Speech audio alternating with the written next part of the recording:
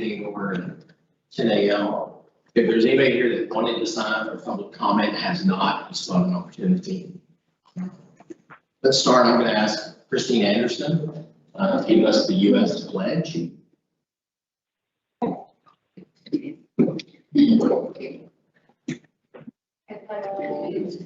flag of the United States of America, and to the republic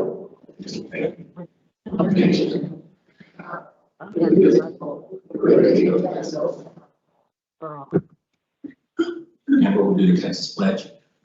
Honored as a strong pledge allegiance to the Texas, on the state, one and indivisible.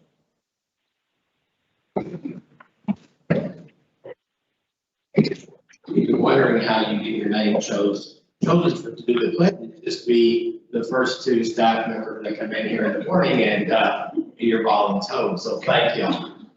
We are making the rounds through staff. We have a list of who has participated, who has not. So just, you will not be forgotten. Would like to discuss any absences. No commissioners are absent. We have Commissioner Wilkinson, Commissioner Miller joining us via Zoom or technology. So welcome, all commissioners and president. We'll start with a couple.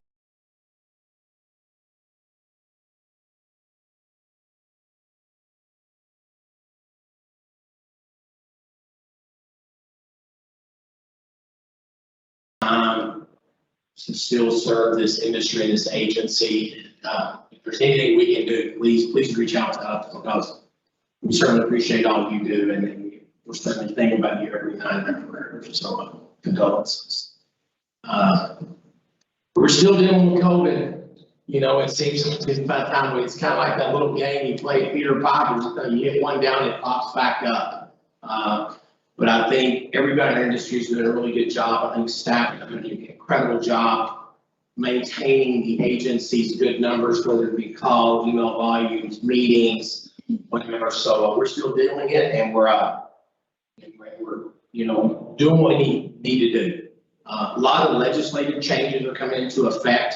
Tony will address those a little bit later. Really excited about the workshop tomorrow.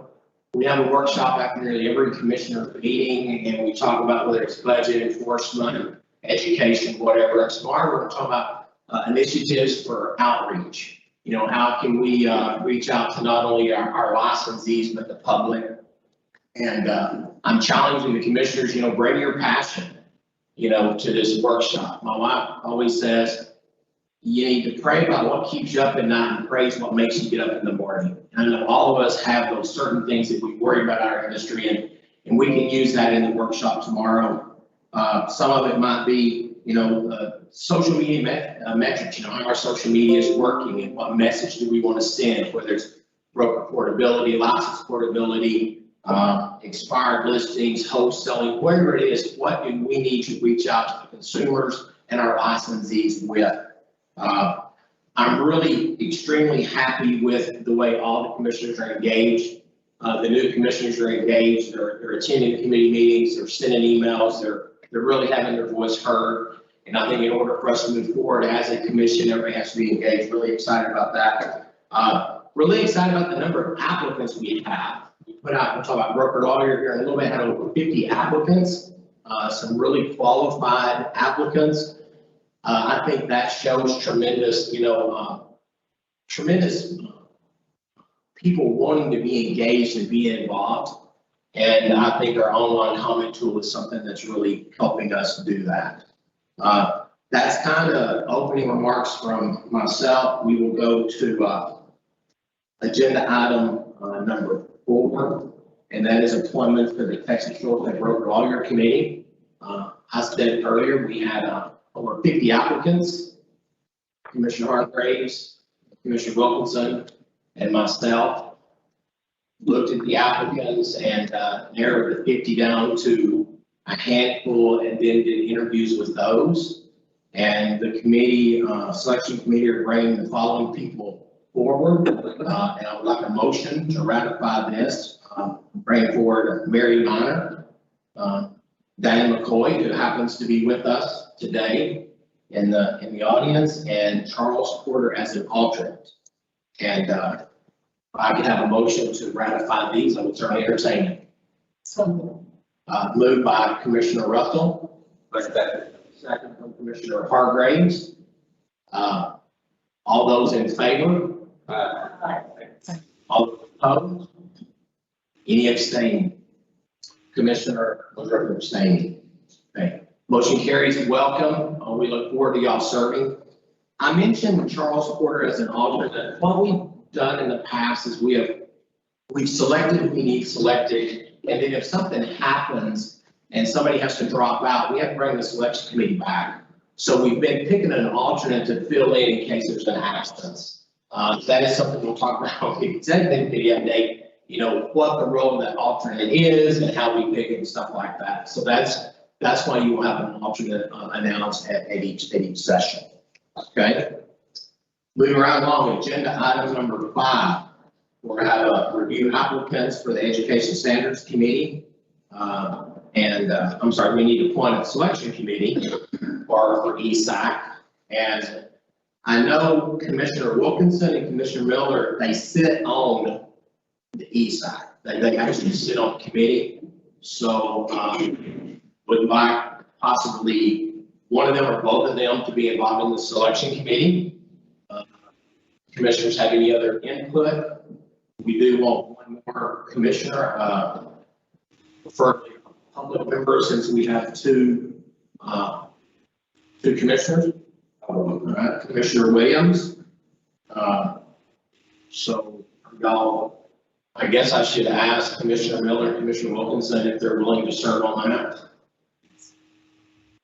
And the reason I say that is they kind of know the history and they know, you know, who plays well together and where it's going. And I just think the input from them is very important. I think input from staff is very important on these selection committees. So if there's no other ideas or suggestions, I would entertain a motion. Commissioner Wilkinson, Commissioner Miller, and Commissioner Williams. So moved. Motion made by Commissioner Pena, second, Commissioner Woodruff. Any discussion? All in favor? Aye. Any opposed? Nobody abstaining, motion carries. The next agenda item is appointment selection committee review the Texas Real Estate Inspectors Committee. And I'm going to take a little bit of the chairman's authority here and say, I serve on that, and I will certainly entertain someone else jumping in with me on the selection committee. I would also like to find someone from the current committee to also sit on it. And the reason I'm saying that is I've attended the last 6 or 7 meetings, and I'm probably on a scale of 1 to 10, about a 3.5 to 4, understanding exactly what they do and how they do it. And so I really think if we had somebody from the inspector committee actually on the selection committee, I think it would make it a whole lot smoother and give us a little better idea of who we need to select. I would like another commissioner and maybe a public member to also help with this. Okay, Commissioner Pena. And I need the commissioner. Bueller. Okay, I think us two and a member of the committee can get this handled. Okay, all right. I'll entertain a motion for Commissioner Pena, myself, and one person from the committee to be in charge of these elections. So moved. That was quick. A second. Motion made by Commissioner Woodruff, second by Commissioner Russell. All in favor? Any opposed? Any abstaining? Motion carries. Okay. We're going to go to, skip, to agenda item number 28. They are on Zoom, and we're going to be respectful of their time, so we will go to agenda 28. Liz Myers from Paul Jones will present the audit plan, and Ms. Myers will be present.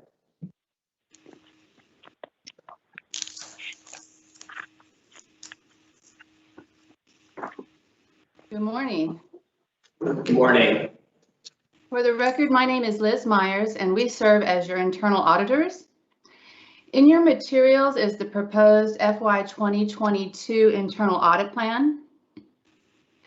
And this audit plan was developed based on our risk assessment and consultation with the agency's leadership team and consideration of the pandemic's impact on your operations. And if you're looking in your book, it's page 391.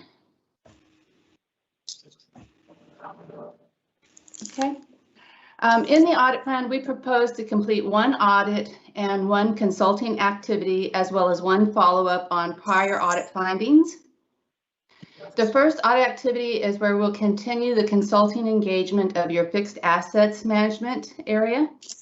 And the second activity we'll conduct is on the agency's accounting and finance function.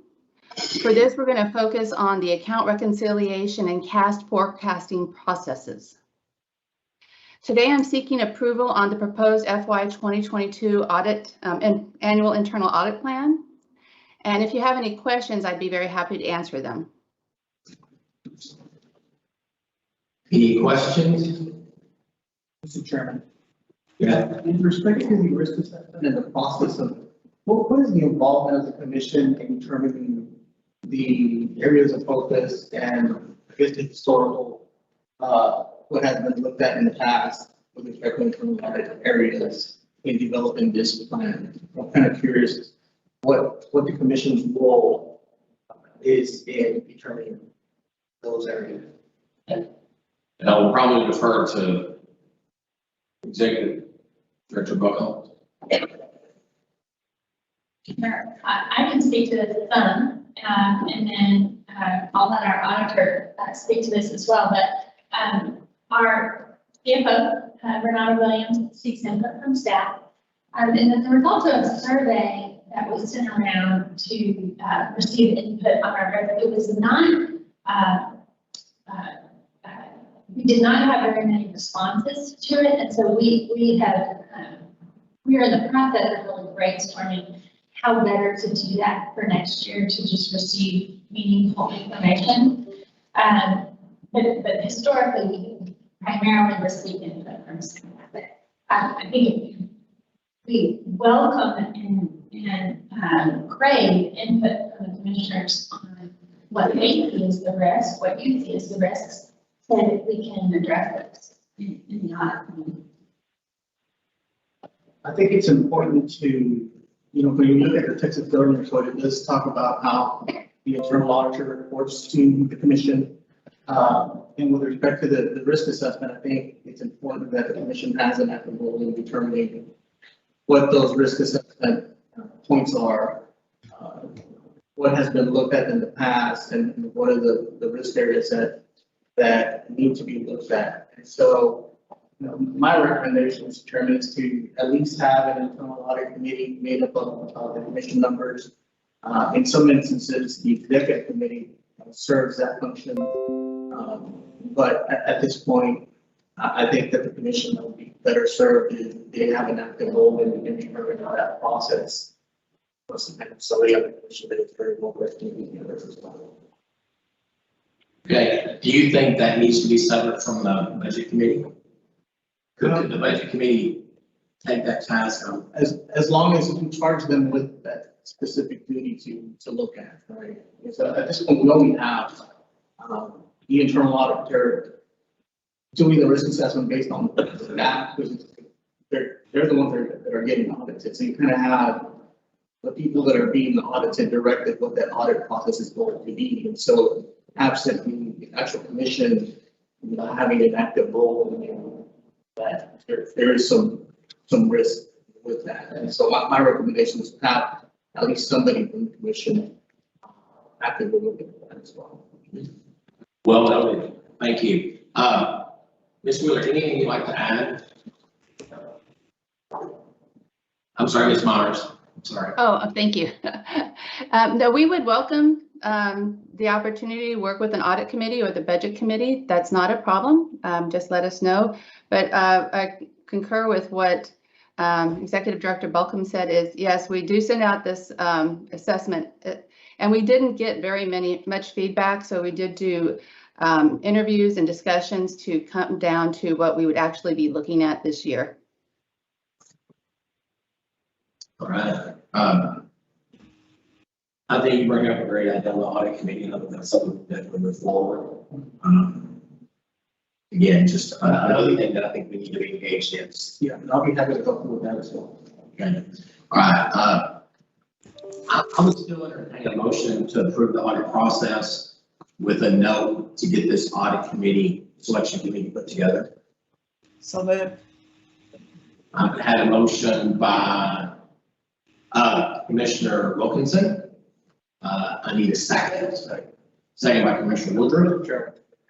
Discussion. Clarify what the motion is. Yeah. The motion is to approve the staff recommendation for approve the internal audit plan for fiscal year 2022 as presented.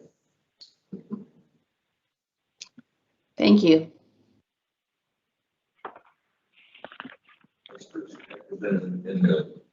I think we need to have an addendum on there for commission to this comments. Okay, If we want to have that as part of the process, please. Let's get outside of here. okay. We can have a motion to amend the original motion and add that subject to or with consensus with involvement of the audit committee.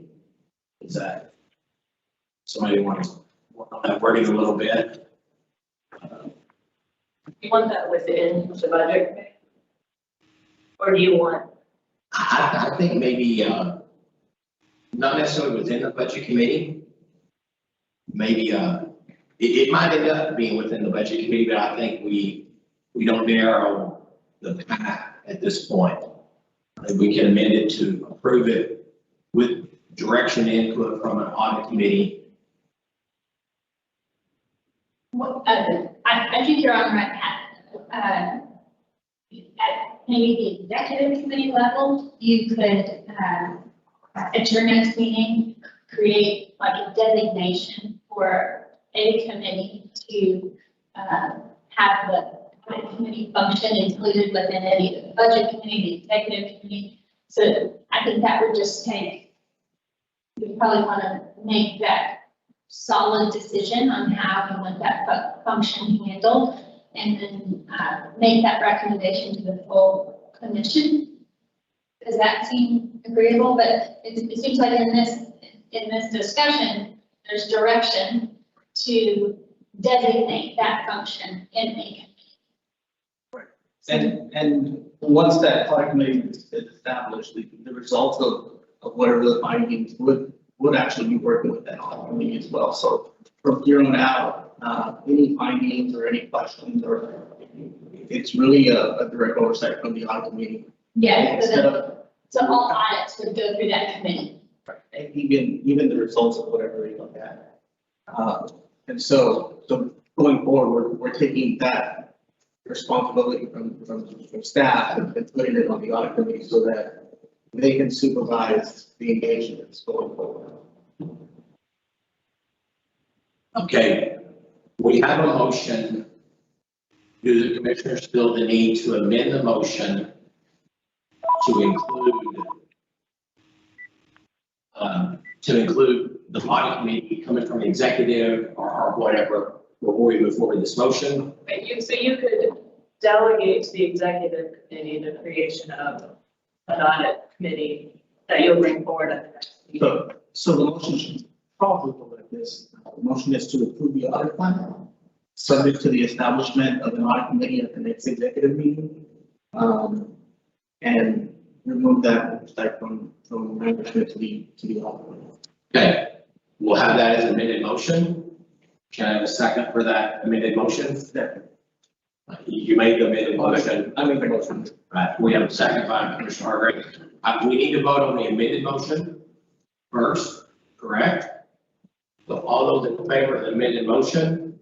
Aye. And Commissioner Wilkinson and Commissioner Miller, if y'all would unmute and say aye also. Aye. All opposed? Any abstaining? Okay, we've passed the amended motion. Do we need to go back and vote on the original motion? And Vote no makes the amended motion survive, correct? Is that right, Robert? Okay, I need a motion on the original motion. Actually, no, we've already had a motion, we just need to vote. All in favor of the original motion? All opposed? Aye. No. Aye. Any abstaining? Okay, original motion failed, amended motion passed. I think we're ordering enchiladas at lunch, I'm just not sure how we got there, okay? But, okay. Anything else on the agenda item number 28? All right, thank you. All right. Thank let's go you. back- Let's go back to agenda item number 7. And this is staff reports by executive director, deputy executive director, and division director. Morning, Kelsey Buckwaltz, Executive Director. Well done. That was hard.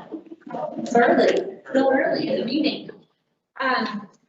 Okay, I'm going to keep this very short. I wanted to just mention a few things. Can you hear me? Okay. Okay, I'm sure this mic is on. And looking back at what it's not on. Now I think it might be. Testing. Is it on now? Yeah. You did. You're back. Okay. And looking back at what I presented to you in May, I reported that we would return to the office slowly over the summer with the goal of being back by Labor Day. This remains true, but we're holding that fairly loosely just because of the caution with the CDC changes, their recommended course, and the cases on the rise in our area. I think we have only 14 available ICU beds in the Austin area today. We do believe that with less people in the office because of our new remote work policy, as well as our standby tools for the last year plus, like mask, disinfectant, social distancing, that we can remain safe and build vigilant. But as new information becomes available, we will continue to assess. We are very nimble. We can change our plans really at the drop of a hat and send people home. Everyone has a laptop. We know that we have proven our ability to work from home. It is my mission, when safe, and as it is safe to do so, to have a balance between the culture that comes with being in the same room and the convenience of having some remote work opportunities. And so we are working to get that balance right, but I do not want to force anything in a season where our COVID numbers are increasing. So stay tuned on that, but we remain nimble. Additionally, I report to you often on our interactions with ARELO, which is the National Association of Real Estate Regulators. It's not the official term, but we call it ARELO.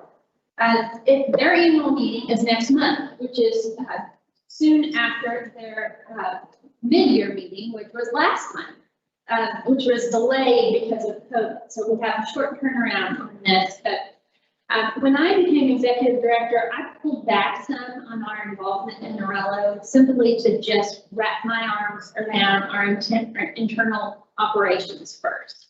I wanted to make sure that we were in good working order before we looked outward nationally. And I continue on that commitment. In the meeting we went to last month, the mid-year, it became obvious to me that there might be a good opportunity for us to dip our toe into further involvement, perhaps in the area of license portability. That's a national conversation, and I think Texas needs to be involved in that conversation because we're unique. We're so large, we have high standards for that licensing, and I think we want to pay close attention. So we will attend ARELO next month with a particular focus on that. They have a license portability task force that meets there, and we will participate with open ears and voice, opinions or really just the state of things in Texas as necessary. So that's in Orlando in the middle of September. We would like to go. It's almost too late, but it's not quite too late. So let us know. Lastly, you will hear from our staff today, and I wanted to just point out a few things that you'll hear so that you can have your questions ready for them. We have made great progress on our new licensing database. Our requirements phase, we have completed that phase, and we now turn our focus to drafting an RFO, request for offer, to solicit potential vendors to bid on this project. So this is a project that will span 3 fiscal years. The work we are concluding the next year and the next. Right, it's it's a couple $1 million worth of funds that we already have earmarked. It's a big project. I'm very excited about what we've done in the requirements phase. So, you'll also hear about a slight uptick in our hold times. We are down staff.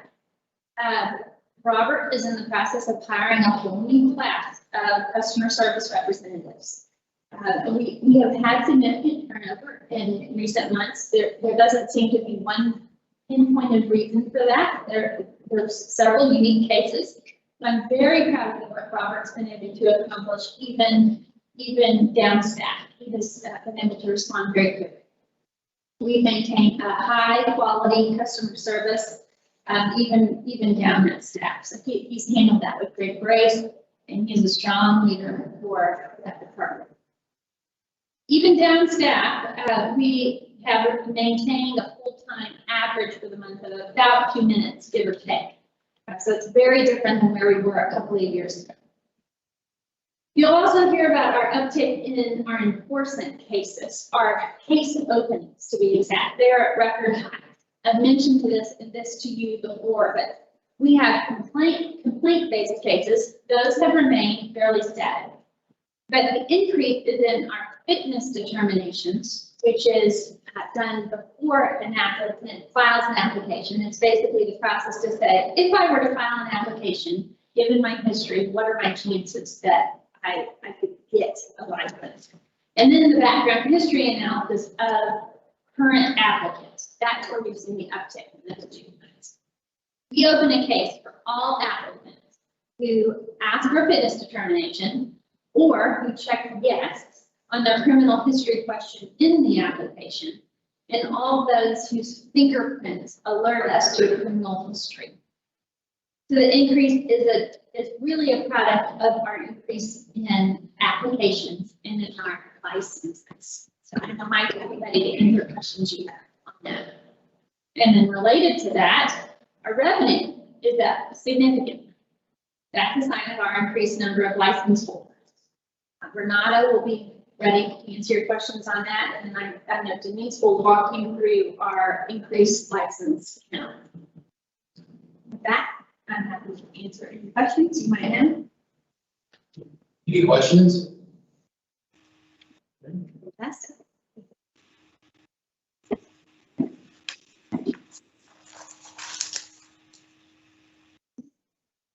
Good morning, Chair, Commissioners. Tony Plingle, Deputy Executive Director.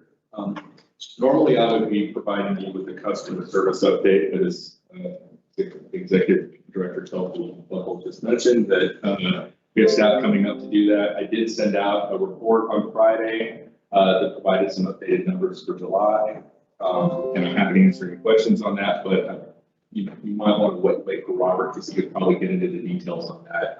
And probably have to bring him up to answer those anyway. But so what I'm going to do is just talk about legislative implementation. Since the last meeting, the regular session has finished. The last Friday, the first special session finished, and a second special session was called for Saturday, and it is in the process of going on. There's still not a quorum in the House, but there are things moving along on the Senate side. There's nothing on the call, the special session that really impacts the agency, but we do continue to monitor that just in case there's a bill or two filed that would require us to either be present for a hearing or be involved in something. But I did want to talk about where we are in terms of implementing legislation that did pass for the regular session. So First, the good news, just because it's official, the sunset scheduling date bill passed at 7/13 by Buckingham that moved our sunset date from a 6-year review cycle back to a 12-year review cycle. So that's good news. We don't have to go through sunset until 2033, which is, I'm sorry, 31. The next bill I want to talk about is the TDLR sunset bill 1560, HB 1560 by Goldman. Part of that bill moved residential service companies to TDLR, and the effective date of that is September 1st of this year. Our staff has met both virtually and in person with TDLR staff to determine what needs to be done to transfer residential service companies to TDLR. They're moving forward with that process. TDLR General Counsel has implemented a rule transfer process with the Texas Register at the Secretary of State's office that essentially would transfer TREC's residential service company rules to TDLR. I don't think there's any heavy lifting we need to do. That's automatically done through them. So that process is started. Because of the September 1st deadline, there's a couple of things on the agenda today for you to consider that under emergency process that need to be a rule change and a form change in terms of references to our regulation of RSCs that need to be taken up by you on an emergency basis. But until September 1st, we're still regulating. So the business is usual. We're still taking applications. We're still taking complaints. We have put information on the website to notify people of the change. There's a contact number on there in case anyone has any questions, but we are until that date operating as if nothing has changed. Any questions on that before I move on? Yes, sir. Yeah, what percentage of our workload is that represent? I want to say, so we have an ombudsman program that isn't even part of a full-time person. And Chelsea, do you know what the workload is or the other regulatory part of that? There's a staff attorney that does it, but it's also not full-time. The staff attorney as well. There's not a single position whose sole job is to support that function. It's a handful of a small percentage of staff. So it will not impact our number of employees at all. It will simply shift that function over. I believe it is 1 or 2% of our license holders. It's very small. It's a small amount of revenue, it's a small amount of license holders, it's a small amount of staff. Any other questions before I move on to the next one? Okay, thank you. The next bill I want to talk about is HB 2730 by Desatel. That is an eminent domain bill. The reason why we're talking about it is part of the bill has TREC established an education component for our easement of right-of-way agents. So staff has begun drafting the rules for that in terms of how those courses will be provided to us and how we'll go to deliver them. We've reached out to various stakeholder groups to get some subject matter experts to work on a working group to determine what the outline of those courses need to look like. So we'll develop an outline that'll be before you to approve, and then the providers, based on that outline, will submit documents to back that up in the course materials, and then our staff will, based on the rules that will also be before you to approve, based on those rules, we'll adopt those courses, and then the providers will provide them for the easement right-of-way agents. The goal is to have those draft rules before you by November so that they can be adopted at the February meeting, which gives enough time for providers to submit their courses to staff and have them reviewed and developed and then out there for people to start taking them. The deadline to have the program in place is September 1st of next year, so we're cognizant of that and just want to make sure that we're ahead of anything as well. There's going to be, I believe the working group will meet later this month for the first time. We have reached out to subject matter experts, so we'll get that process going as well. And they'll start working on that. Any questions before we move on to the next one? The next bill I want to talk about is SB 1588 by Hughes. That is the HOA bill.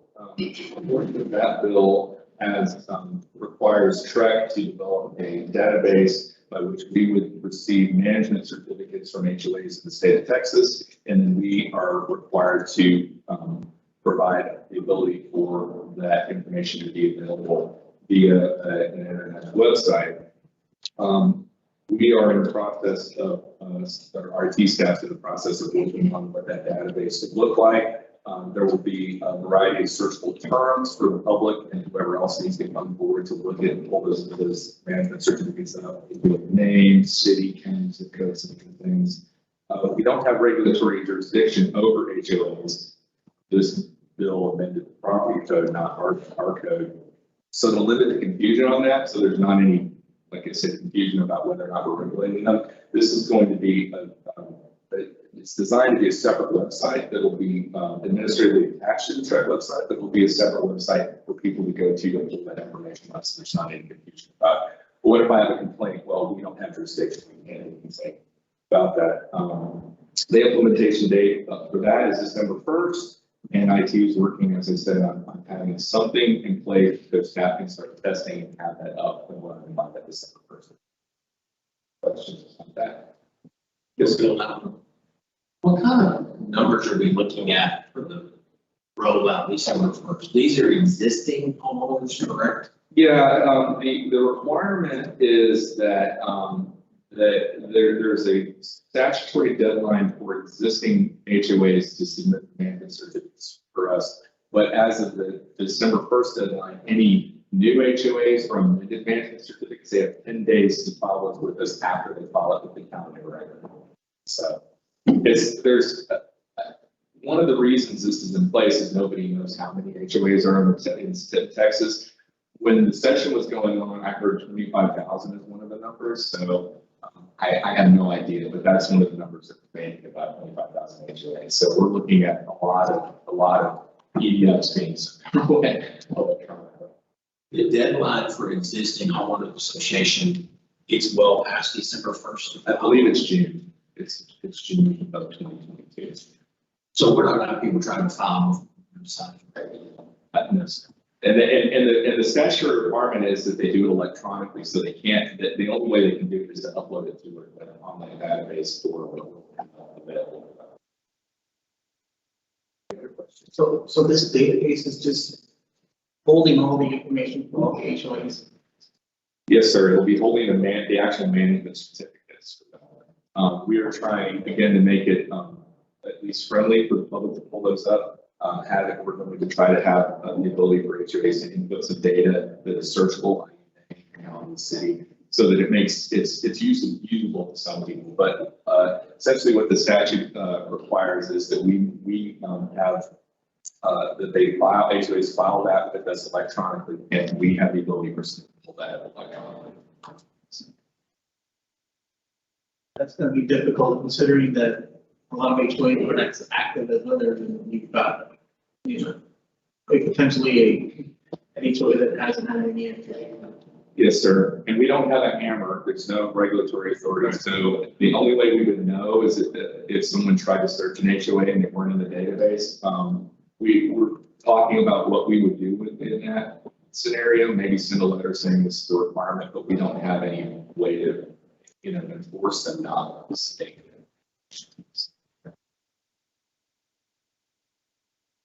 I will say there are things in the statute that do tie their hands. There are various things that limits their ability to do things as an HOA if they file with us. So I'm not saying that there's a Wild West out there. It's just we don't have any. For the messaging that goes across. No, there's no requirement for us to do that. I mean, we'll do what we can to make it available and to let people know, but there's not any requirement for us to do any sort of messaging or anything like that. I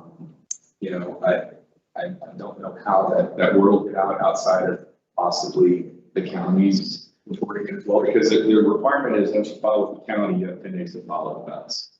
So we will have the website available. We'll do some messaging on our website as well to let people know. Any questions? Okay. And then the last bill I want to talk about is HB 1543 by Parker. That amends the requirement regarding mandatory notice used for real estate transactions related to properties located in public improvement districts, or PIDs. That language is now required by statute. The broker lawyer committee met to discuss possible changes and needed as a result of the statutory change. There's a new rule for you today on agenda item 19 that adopts a new form by reference as well as a new rule. Due to the effective date of that, that's also an emergency rule that will be before you. There's also the additional, as with all emergency rules, there's a filing for the normal process as well. And then that's really it, unless anybody has any questions about anything else. Any questions? Thank you.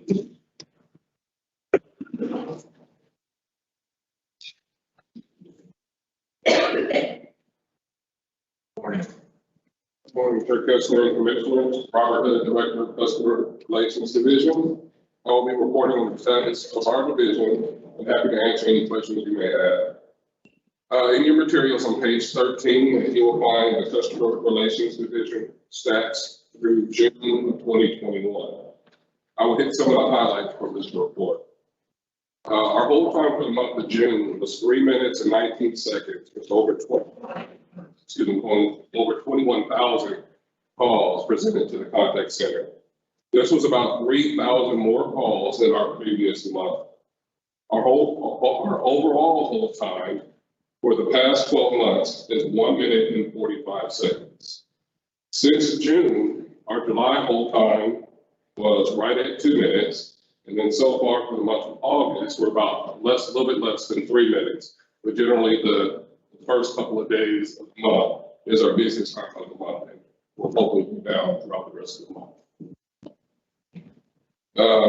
On page 14 in your materials, you will find our monthly breakdown of the number of emails processed by the contact center. The month of June, we processed over 5,000 emails, which is about 500 more emails than the previous month.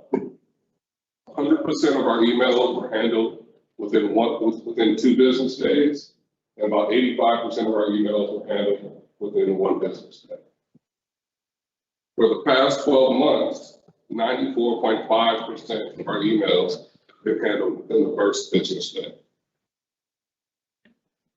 Also on the same page, June was the first month of the fourth quarter.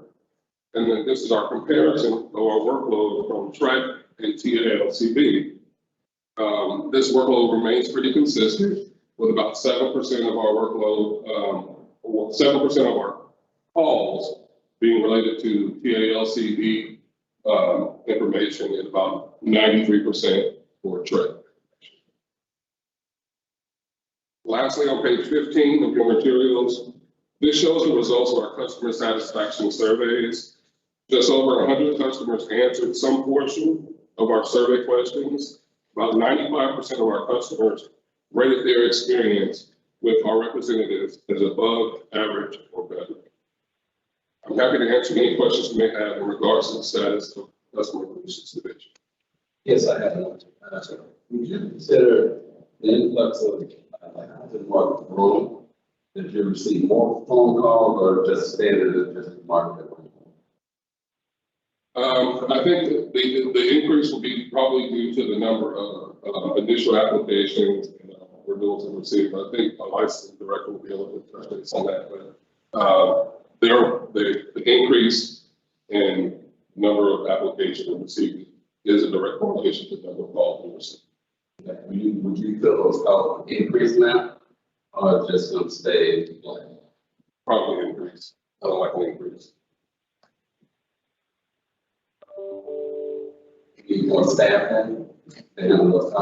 Right now, we're in the process of, as Commissioner both mentioned, we're in the process of hiring 7 new staff members. We're overstaffing right now.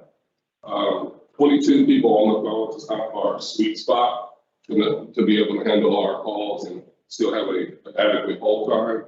We're overstaffing by 2 right now, but overcompensate just a little bit for the influx of calls. So we'll have initially 24 people after the call. I have a question. Go ahead, Commissioner Miller. So in looking at page 15, excuse me, is the desire of is the goal to get more people using online services instead of calling in? Yes, I would ultimately believe it's probably easier on the customer standpoint to do everything online if they can. That way they won't have to wait on hold, or they won't have to wait for a response to the email. If there's something specific to their individual case that they have the need an answer to, we would recommend that they call. So, okay, but so most people think that they're specific, you know, they think they're problem specific, so you're going to probably still get a lot of calls. But I think that is something that can be directed through the workshop tomorrow. We may need to kind of focus, how do we get people to use online and promote how good it is? It just, the overall licensee population does not understand. Go online and you get service. It's accomplished. And I just wish we could promote that. That's all I'm saying. Thank you. Yeah, I agree with you. And I think we've been doing a good job of making sure that our frequently asked questions are on, updated on our website and all the pages of the application and online application include all the information they need. So hopefully they will continue to go online and increase the online presence. It's just that realtors don't read.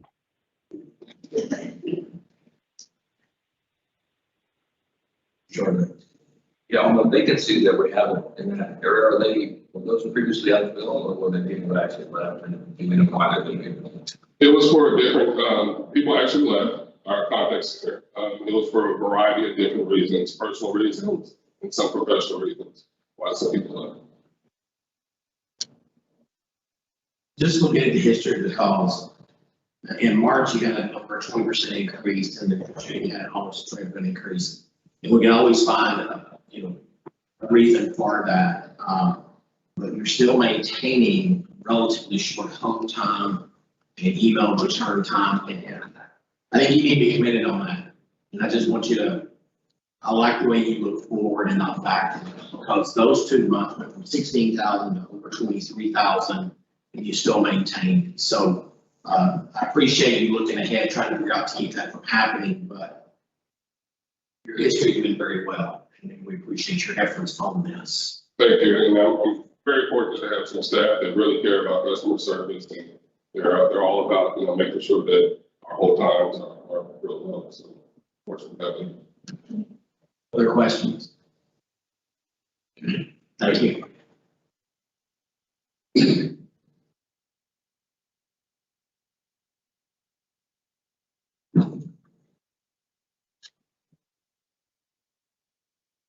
Good morning, how are you? Short, and move this down. Good morning, Chair Kestner and Commissioners. Happy to be here before you guys today. My reports are brief. Jennifer Wheeler, for the record, Director of Education and Exams.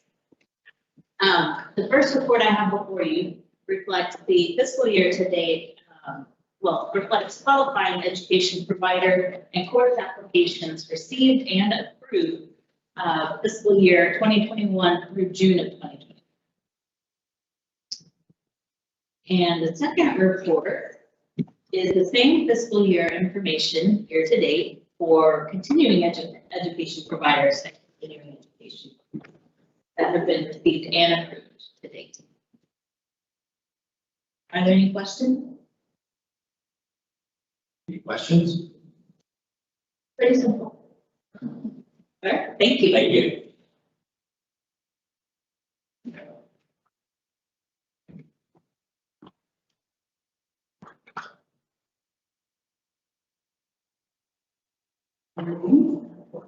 An additional doesn't.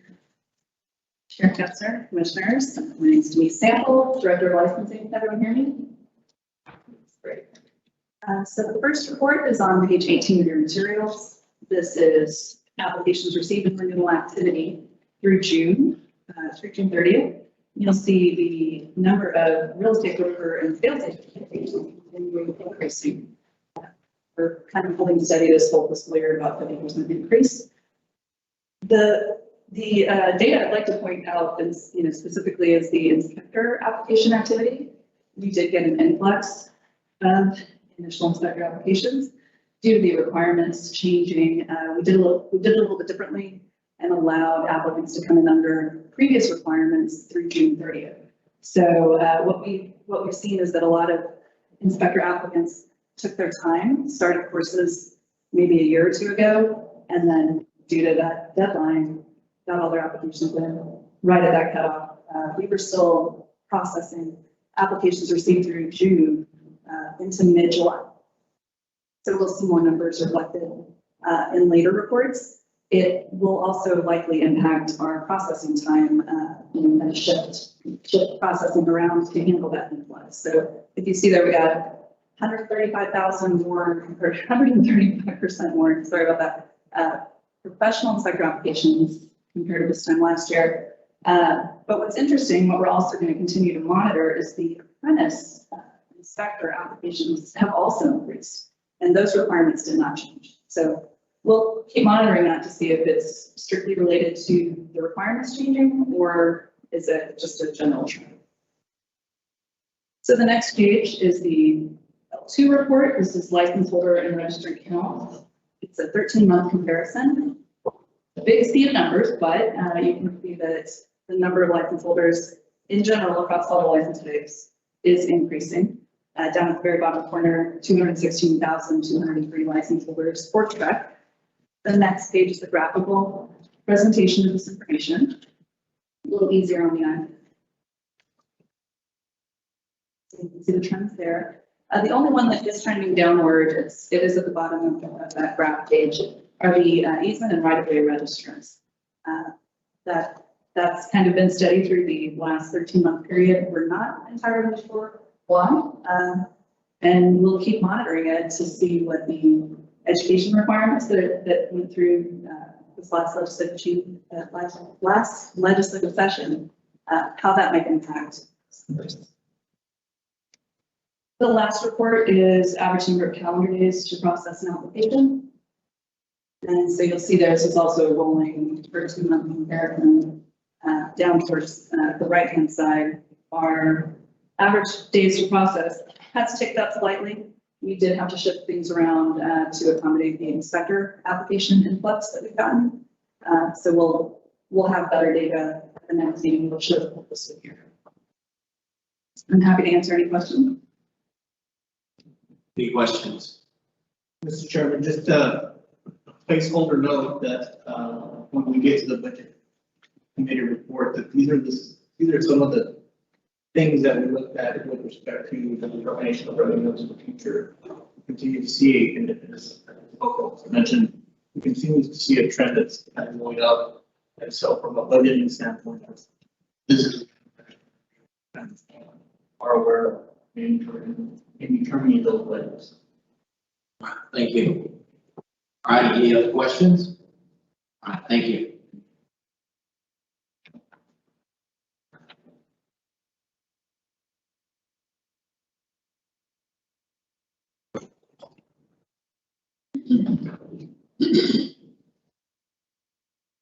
Good morning, Chair, Commissioners. Michael Malloy, Director of Enforcement. Direct you to the first report for the day. It's the case status. Hearing report on page 22 of your materials.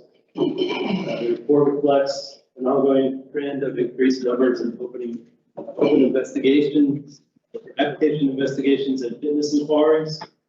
It was mentioned earlier by Executive Director. We also, as of June, this report, our division surpassed prior historic highs in opens and complaints, where most of the complaints have been increases with the applications in the fitness categories. I'm happy to report that staff's been keeping up with it, and as of June, we have closed more complaints than we have opened. Hopefully by the end of the fiscal year, that will reflect the same. Are there any questions with this report? Turn to page 23, you'll find the case aging report. The report reflects that 96% of the complaints are less than a year old. There are no cases that are over 24 months. I'll note that those cases listed there, they're either pending proposals for decision at SOA, and one of them is set for your review and determination today. And for the next report, pages 24 and 25, the subject categories report. You note there has been an increase in the licensure issues percentage there. Just to let you know, licensure issues are our background history type cases. So that's why there's been an increase in there, because we've seen overall opening increases all year long. So there were no other trends in that reflected in that. Questions? Any questions? All right, I will see you later. Thank you. Scott, I have one. Yes, Commissioner. Yes, on the licensure issues, at one time I was told that 25% almost of the license applications have problems that need to be investigated. Has that number changed in any way? That would be for Mike Malloy to answer. I mean, are you saying like 25% of our license holders like have a criminal background? The applicants. Applicants. I would say that the stats are probably the same. We're just getting an increased amount of applicants, so it's basically reflects just the increased amount of applications that we've been receiving. Okay, thank you. Any other questions? Thank you.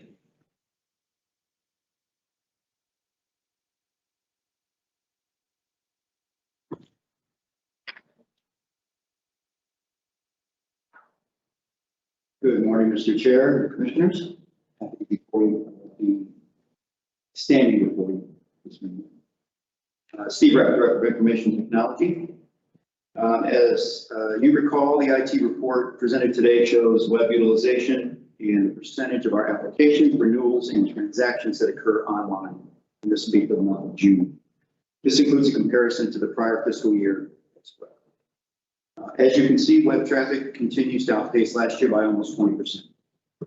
You'll also see that online activity for initial applications, renewals, and sponsorship transactions have remained consistent with previous months and the previous fiscal year. Page 2 of this report is a graphical representation, which continues to be a smooth file. Are there any questions on the report? Sorry, that was not prepared. Lee might have an issue with that being smooth as glass, being the property inspector. Any other questions? Hearing none, I would like to give an update, project update today on the regulatory system. That got into our late leadership. We are close to require, as you recall, we're working with Gartner to require a new regulatory system. And I will tell you that they are earning their money. The staff has challenged them, and they said we have set a record for the level of response that we've given. So I'd like to thank those. The input came from division directors, their staff, leadership, commissioners themselves, associations, and the general public as well. Once we've completed the requirements gathering phase, we'll begin the RFO phase as and we hope to award a contract as early as the end of this calendar year. Any questions on? What was the amount of the contract?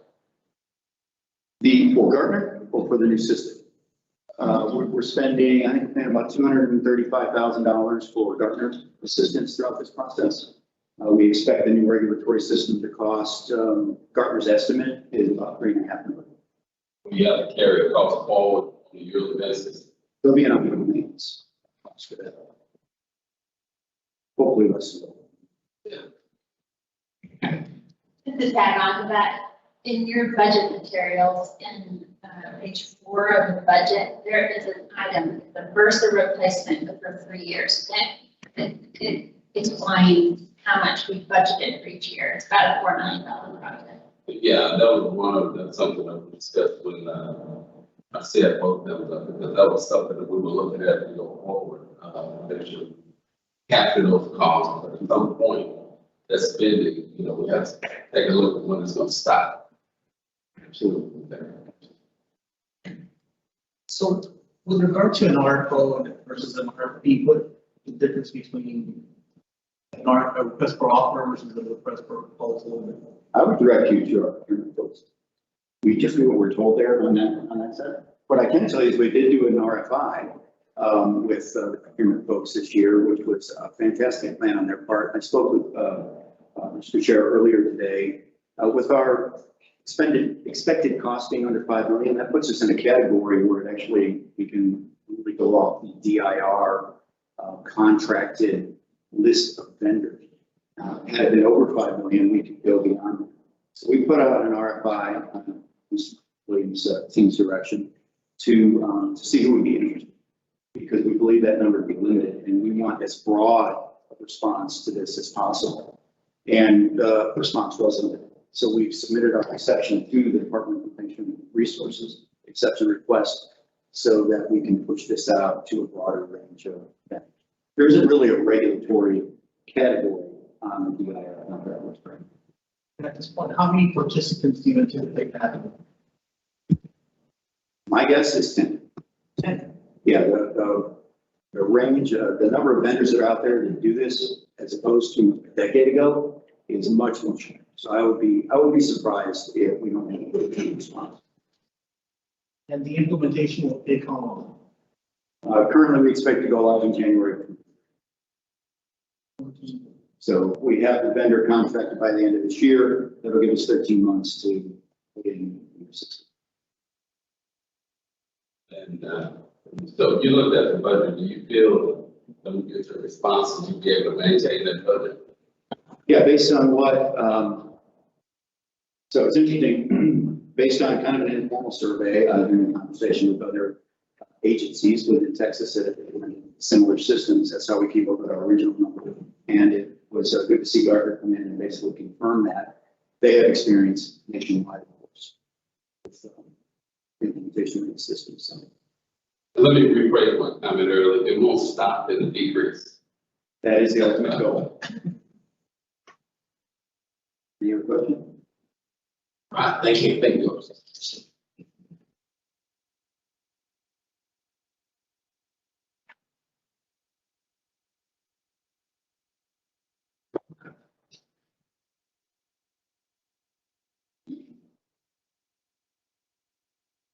Good morning, Chair Kastner, fellow commissioners, Bernardo Williams, Chief Financial Officer for the record.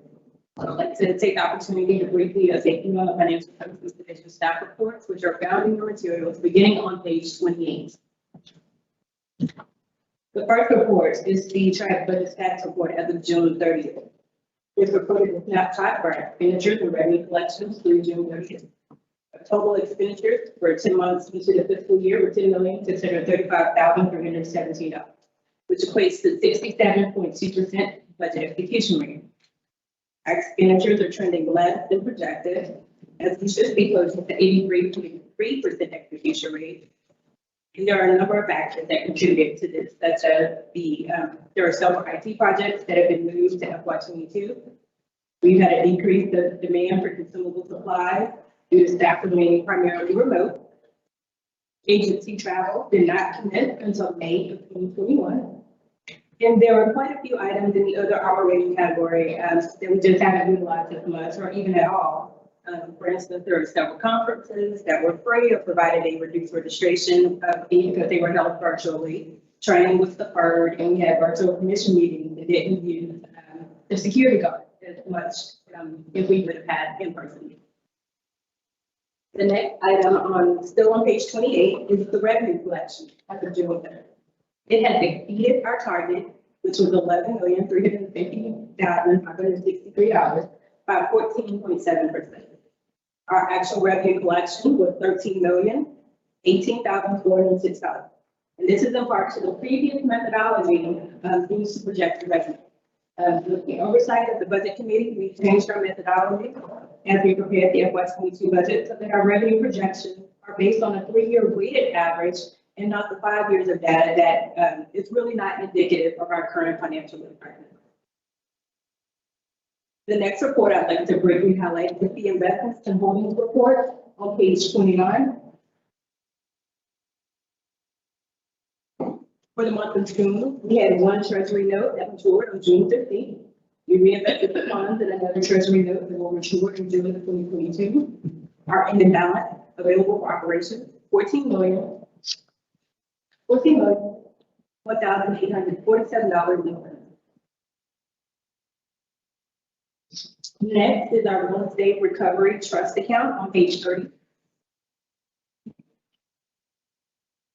This shows the actual payment and repayment activity, the repayment and actual payment activity will be shown on page 31. But again, we had one treasury note that matured on June 15th. The funds were reinvested in another treasury note that will mature in June of 2022. We reserved $336,990.80 for potential payments that may occur within the next 3 months, thus leaving us a balance of $3,485,705.24. And this fund is capable of meeting all its new obligations. And then, as I mentioned on page 31, this just gives you additional data on the payment that we've made and collected, and the total number of payments from 2011 through 2021. Moving on to page 32. This is the real estate inspector recovery fund. In our treasury note maturing in this particular fund in December 2021. And we currently have no pending payments from this fund, and the balance is still holding at $613,005.36. This concludes my report. Are there any questions? I've got one question on real estate recovery fund, trust account. Yes, sir. Showing a balance of about 3.4 million. There's 336,000 there. It says ensure potential payments within the next 90 days. That's not already incurred. That's just an estimate, or is that actually incurred? That's an estimate based off of potential payments, depending on how things work out with the GC. Thank you. Yes. Any other questions? I have a question on that same page. The 478,585. What is that number tied to? So that was our cash balance. So if you take a look, ma'am, at our going up to receipt under treasury, you'll see what our beginning cash balance was the 452,000. We added 876,000, which gave us an ending balance of 1.3 million. And then throughout the month, we had $849,000 of disbursement, which left us with the $478,585 of in our cash account. And then read them properly. So someday I'm going to read these things properly. No problem, ma'am. No problem. Are there any other questions? Any other questions? So that's just what you maintain in cash for your. Yes. For your, that you run up expenditure for distribution that are. Yes. Your liquidity. All right, thank you. Thank you. All right, we will move to agenda item number 8. Before we do, let me give full disclosure. We've always talked about how competent our staff was. And earlier when we were talking about the budget audit, it would have been real simple if I would have looked at the book and said, move the commissioners to approve the staff recommendation with the budget changes. That would make things a whole lot simpler than the amended motion and all that other stuff. So I will. Commissioner Miller said realtors don't read, and that is a prime example. So staff, thank you for putting it in front of me, but maybe we need to highlight it so I'll see it. So I'm going to save some confusion. So my apology on that. I'll take the hit. Just a real quick report on the executive committee. We met June the 9th. All of the notes are in your handout. I'll be very brief. We talked about the increased costs when the business license inactivation system error occurred, and that just showed more emphasis on us needing a new system. We talked about legislative session and how the staff is working hard to get that implemented. And it was also brought up, I think Commissioner Pena also kind of added to this, what exactly is the role of the executive committee? And you kind of define that. And that's kind of an overview of that. And then we met on July 6th. We also talked about the customer resource department as far as the number of people they need and people leaving for a variety of reasons. We kind of dug deep to see if there was one potential reason. It was just a mixture of a lot of things. We talked about the new database, 90% requirements have been identified and moving forward. Talked about Arello. And we talked about open meetings. We're going to end September 1st, the waiver for open meetings. And then we look here. And we also talked about defining the role of alternates when we put them on a committee or subcommittee. So that's kind of what the executive committee did on their 2 meetings. Okay. I'll be glad to entertain any questions on that. If not, I will move to agenda item number 9. And that is report by the Budget Committee and Commissioner Williams. Thank you very much. I will tell you, with the addition of Commissioner Pena and Wilkins, you guys have done value added to the TREC committee, and I really thank you for your time. Really with Renata Williams and Chelsea, you guys make a really good team for us because you've answered all the questions. We had meetings on June 7th and July 19th. Everyone was attended, including staff, which was really productive. 2 of the main things that we really want to focus on, outside of what Chelsea was saying about the fiscal year 2022 for the pass-through fees for the real estate center. Chelsea and brought Renata in and really leading our information. The committee wanted to really bring in a shorter weighted average. Instead of going 5 years, we want to push it back to 3. And it's going to, even though the commission has done a great job of saving money and making money, it's going to put a little more pressure on our CFO and our staff to make sure we get tighter with our budgets and our committed costs. Because that's what we've been looking at. One of the things that with the influx of people coming in out of California and New York, there's a lot of opportunity out there, but at some point, there's going to be a pullback. So we've been really cognizant of how much money we're spending in our G&As, something we've been looking at. And even when Mr. Penny was saying about the audit, I think that we really need to take a hard look at that, because as we move forward with the commission, we have to make sure we stay strong and solid for where we are. Commissioner Pena brought up the fact that we need to bring Versa replacement into the narrative when we present it to the full commission. Is that going to be presented today? That's a question.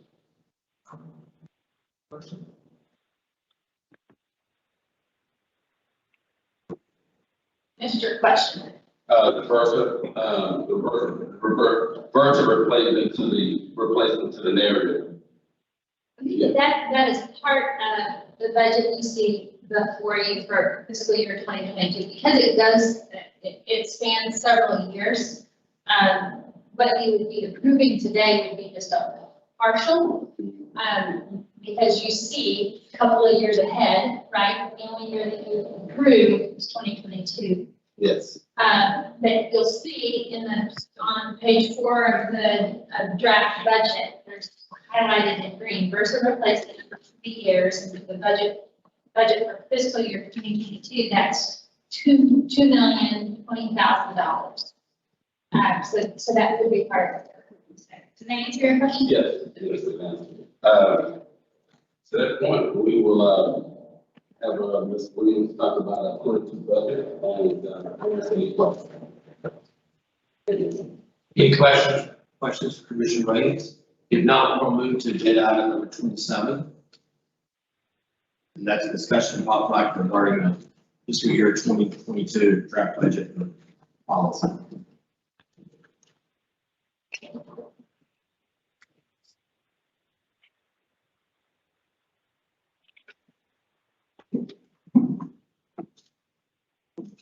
Morning. Agenda items number 7, the FY22 budget and budget policy. You should all receive a copy of the budget and fit for a separate cover. Okay.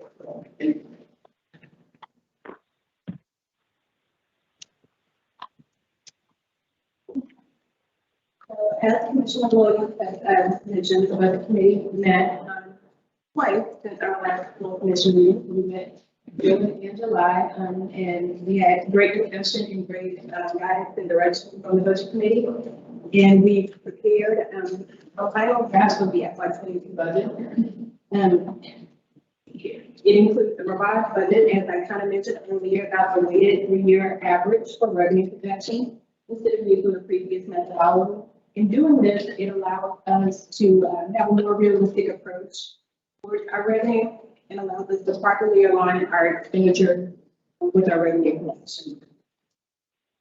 As far as the highlight of this, that was the main highlight and the main key difference. You will also notice that there's an increase in salary and wages to account for 7 new additional FTEs that the executive director has approved. As a result of the increased salary and wages, of course, employee benefits increase. The Versa database replacement project is underway, and you will notice the projected expenditure of roughly $2 million for the project in FY22, $1.75 million in FY23. And as a reminder, this project was approved in FY19 to be an estimated $4 million project over the course of a 3-year period. Our utility costs increased slightly to account for some additional hotspots. The previous draft assumed that the usage of all hotspots would be discontinued. Commission travel increased to accommodate the additional workshops that may be added to each quarterly commission meeting. The equipment rental increased to incorporate the cost of the leased laptop for the technical lease as well as the PC refresh of the 51 laptop. And several items under the other expenses category decreased, such as registration, membership, maintenance, repairs, and the DPS criminal history contract increased as well. So those were the main highlights and main takeaways for this budget. We are projecting our revenue for FY22 to be at $14.8 million. Our total expenditure, $17 million. And as we move forward to 23 and 24, again, revenue projection $14.1 million. 23, our estimated expenditure $16.7 million. Projected revenue for FY24, $14.7 million.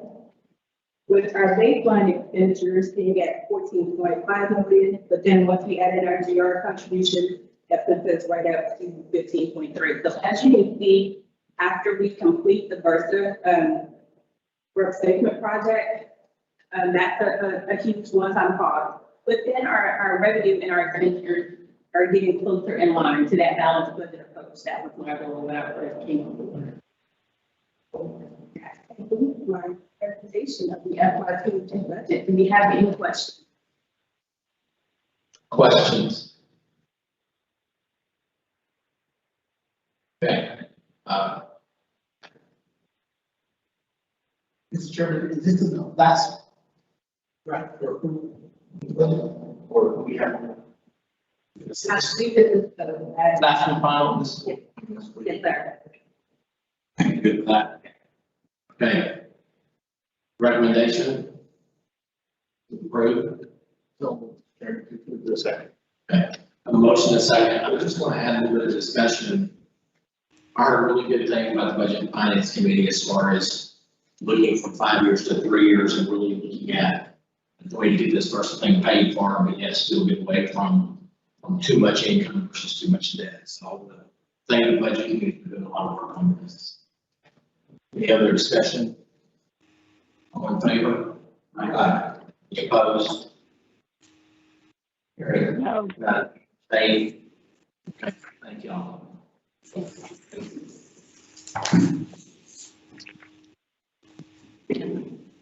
Agenda item number 10. Just to present the earlier committee.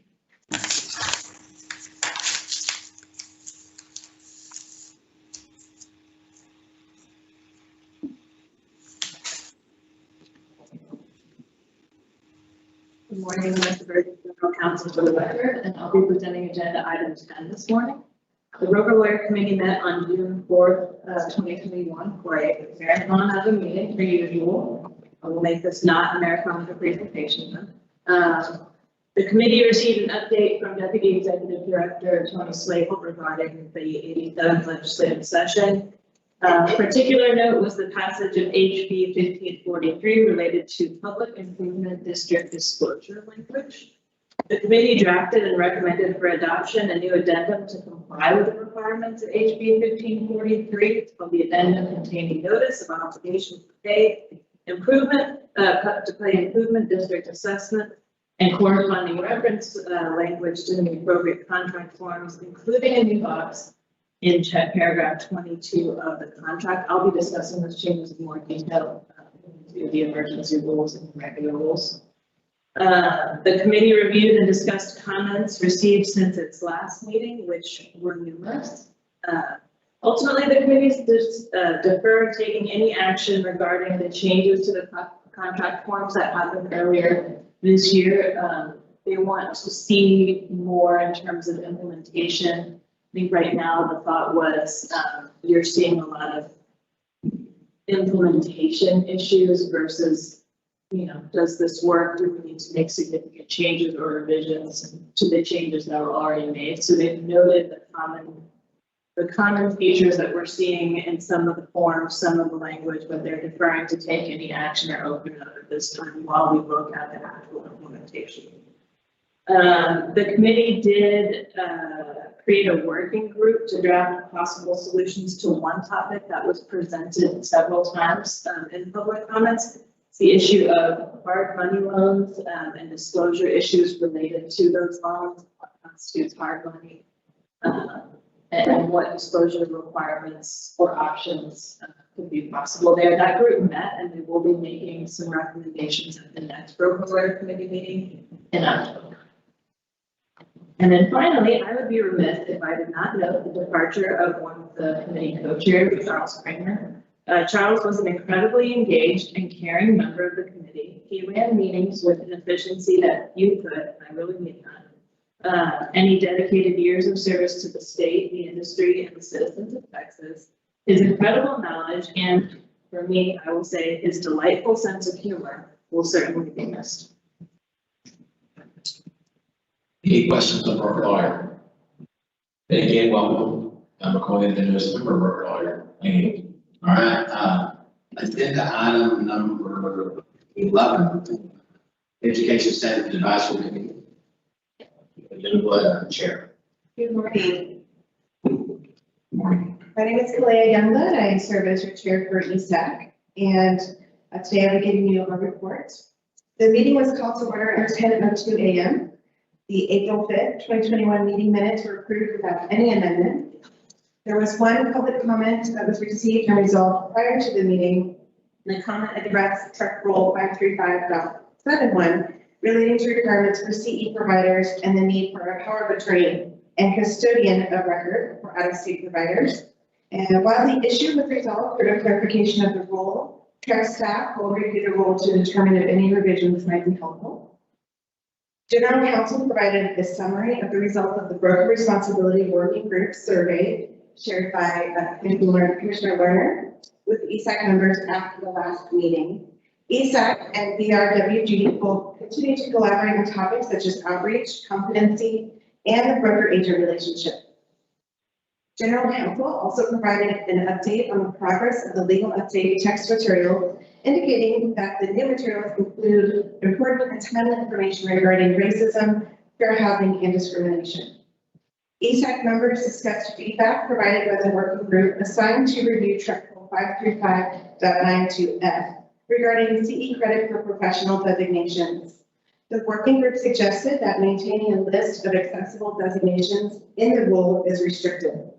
Older designations become obsolete and new designations are created to accommodate trends in the industry. The group also expressed concern that listing designations in a license holder's education history may mislead the consumer to believe the designation was awarded by TREC. In an effort to ensure courses completed to obtain a professional designation remain current and accurate, The working group recommended removal of 535.92F altogether, rather than requiring providers who offer these courses to submit them for review and approval in the same manner all other CE courses are submitted. ESAC voted unanimously to move this recommendation forward to the Commission for your consideration. Discussion of future meeting topics included revisiting definitions of course delivery methods given the modality and the evolution of educational delivery and changes that have occurred over the last couple of years.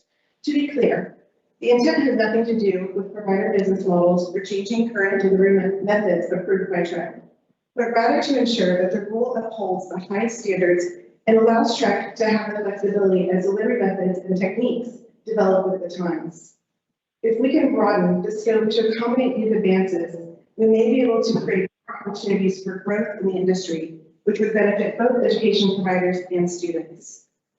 Additionally, discussion was had surrounding feedback from the recent Arello conference, and ESAC members were charged with considering ways to strengthen instructor qualifications without a licensing requirement.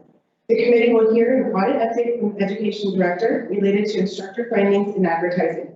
And the next meeting will take place on Monday, October 24th at 10 a.m. That concludes my report. Any questions? I will tell you, you certainly have your work cut out for you. COVID has certainly brought up some technology and techniques that are not only impacting the delivery, but also, the person delivering it. And I think we need to stay ahead. I don't think we'll ever get rid of what we're doing, but we have certainly expanded the scope of getting the delivery and the providers, people to join our industry and become licensees. I think we need to be out in front of it. I know instructors are no longer licensed, but that is certainly part of the TREC audit. When they audit a provider, they certainly look at the way they hire instructors and their recommendations. So we work it out for you. Thank you. Thank you. All right. Any other questions? Okay.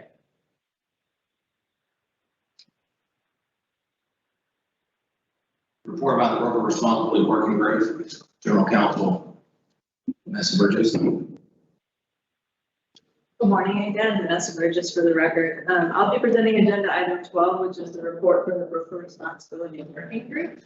The group met on July 14th and elected a new chair, Chance Brown, who will replace our outgoing chair and new commissioner, Leslie Lerner, who will also be one of the new liaisons. I know that group is really excited to have her and for her to be as active as she has been to move the group forward. And on that note, one of the conversations that was actually in part led by Commissioner Lerner was a lively conversation about outreach as it relates to topics concerning broker responsibility. Members provided helpful insight in what they thought would be appropriate and useful approaches to outreach. So everything from, I've heard it a couple of times today, the realtors don't read, well, what would work, right? And so there were some really interesting, fun, engaging ideas there, just on actual method of delivery. We'll get into that tomorrow at the workshop. I'm actually going to do a little bit of a presentation on some of their ideas in terms of technology and also substance. So we'll go into more detail on that tomorrow, but the Broker Responsibility Working Group sat down for a long time and really dug into those issues. The group can also continued its efforts towards simplifying TREC supplements A and B regarding experience point calculation, and we expect those efforts to continue at their next meeting. Any questions? Okay, thank you. Well, report about the Texas Real Estate Inspector Committee. Good morning, Chair. Good morning, everyone.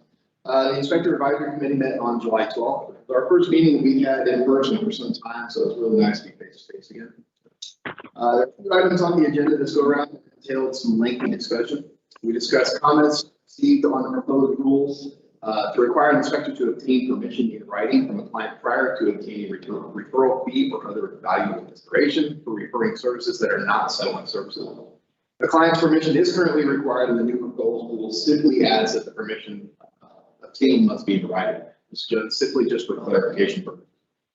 Keep in mind this only in regards to what's considered non-settlement services. It is still a rule and RESPA violation to accept a referral fee for referring services for a settlement service, or to accept the fee to put a settlement service provider on any kind of preferred vendor list.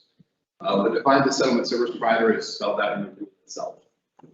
The newly proposed standards of practice and standard report form 7-6 were also discussed. There was a substantial amount of public feedback that was provided this time around.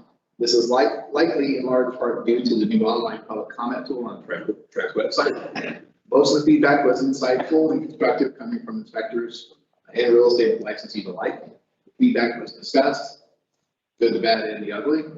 Some non-substantive modifications were made in response to those comments, and the rules and form amendments have been forwarded to you for your final approval. I want to thank everyone that took time not only to go through the proposal, but also provide quality feedback that helps ensure that these standards as inspectors and protect consumers alike. Another item that was up for discussion was walkthrough inspections. There's a growing number of inspectors that are performing or being asked to perform walkthrough inspections on properties. With a high demand for properties in today's market and the incredible competition for houses, there are some that are trying to gain every advantage that they can. Some inspectors are offering to do short consultations by walking through the house and not providing a report sometimes prior to an offer being made on the property. We wanted to note that the importance of getting the message out that such walkthroughs conducted by a licensed inspector must be done in accordance with the Inspector License Act and TREC rules. As such, anytime a licensed inspector consults on the general condition of the property that is part of or subject to a sales transaction, potential sales transaction, for a prospective buyer or seller of real property, the standards of practice do apply. Additionally, the inspector is required to provide a report on the standard report form. Inspectors that provide these types of walkthrough or consultation inspections without following the standards of practice will be subject to disciplinary action by TREC. We noted that the importance of getting this message out to the inspectors and to the real estate community is invaluable. So we will be working with staff on the way to get communication out to license holders that these types of inspections are not allowed. The next meeting of the Inspector Advisory Committee will be in person and via teleconference on October 11th. Welcome to attend. And with that, I will entertain any questions. Any questions? Have you received any complaints regarding those 7 walkthroughs? Yes. I received them a lot, and a lot of committee members have also received a lot of complaints. I actually, myself, I ran into a situation with my local board. There was an inspection company that put out an article stating that they propose, basically promoting that they do these inspections. Fortunately, because I sit on that board, we caught that article before it went public. And had a conversation with that inspection company to try and make them aware of the rules. But that kind of started this catalyst, and through calling and discussing with multiple trade associations, we're finding this is a much bigger issue than we thought it was. So we're trying to get ahead of it as much as possible to make people aware that these walkthrough inspections are not actually permitted and they do violate the current standard. Thank you. Other questions? Very good, thank you. We will move to agenda item 14, public comments. I believe we only have the one public comment. We received a letter from Vicki, and that was a follow-up from the May meeting when she had discussion over paragraph 11 and drafting provisions in unauthorized practice of law. And we will take that comment and probably distribute to broker lawyer committee, broker responsible working group, and maybe enforcement, all to kind of dissect what she sent us. Okay. No further public comment. We will go to agenda item number 15, contested cases. Enforcement Michael will present that. Good morning again. Michael Malloy for the record. Today we have 3 PFDs. We're reviewing. First up for consideration and possible action regarding proposal for decision. It's the matter of SOA docket number 329-20-4501.RAC, the Cody Grant Bingham. This matter deals with Mr. Bingham's application for an easement and right-of-way license. The commission denied his application. The applicant had several misdemeanor offenses, with 4 of them occurring within the past couple of years. The applicant only disclosed 1 of his offenses on his application. The remainder were discovered after performing his background review. The administrative law judge, after hearing the evidence, determined the applicant failed to meet their burden of proof for licensure, and staff recommends adoption of this PFD with the recommendation that the applicant's easement right-of-way application be denied. The attorney that handled this matter is not available, but the expert witness that testified, Ms. Ravenberg, is here if you have additional questions. Any questions? Anybody, or saying Mr. Bingham present? Any questions for enforcement? Okay. I'll go to the second PFD for consideration of possible action is the proposal for decision in the matter of docket number 329-21-0149 RDC. Jared David Shuren, TREC. In this case, Mr. Shuren was seeking to reinstate his real estate broker's license. The applicant had the burden of proof in this matter. This case is a bit unique as the applicant was denied based upon 2 reasons. First, he had passed disciplinary action when he had his broker's license. And he also had an outstanding judgment that he had failed to make any effort to satisfy. After review of the evidence, the ALJ determined that he failed to meet the burden of proof and recommended denial of the application. Therefore, staff recommends adoption of the recommendation that applicant's reinstatement the broker's license be denied. Also, the attorney that handled that matter, she's not available today, but I was the expert witness. So if anyone has any questions on this case, I'm available. Any questions? Previously had a license, correct?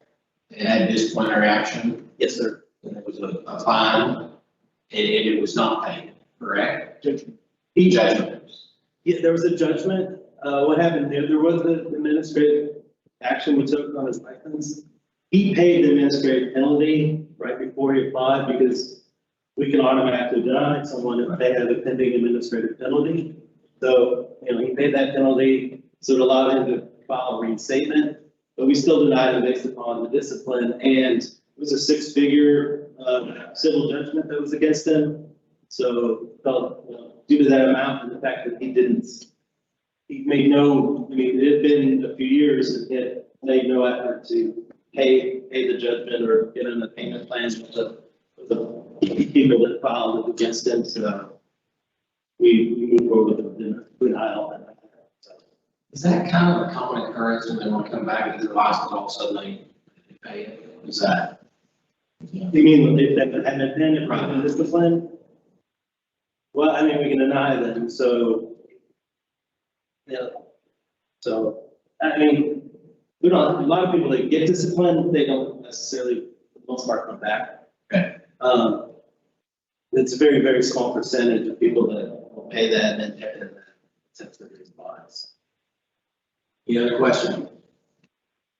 All right, so 15C. Okay.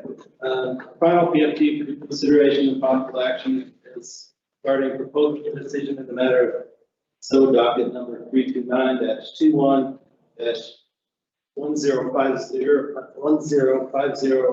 REC, Donald Saunders, correct. In this case, the commission is seeking revocation of Mr. Saunders' sales agent license and an administrative penalty of $5,000. The commission alleged Mr. Saunders violated 3 statutes of the License Act, simply pled guilty to a felony. He failed to cooperate in the investigation, and he failed to notify the commission within 30 days of his plea of guilty to the felony offense.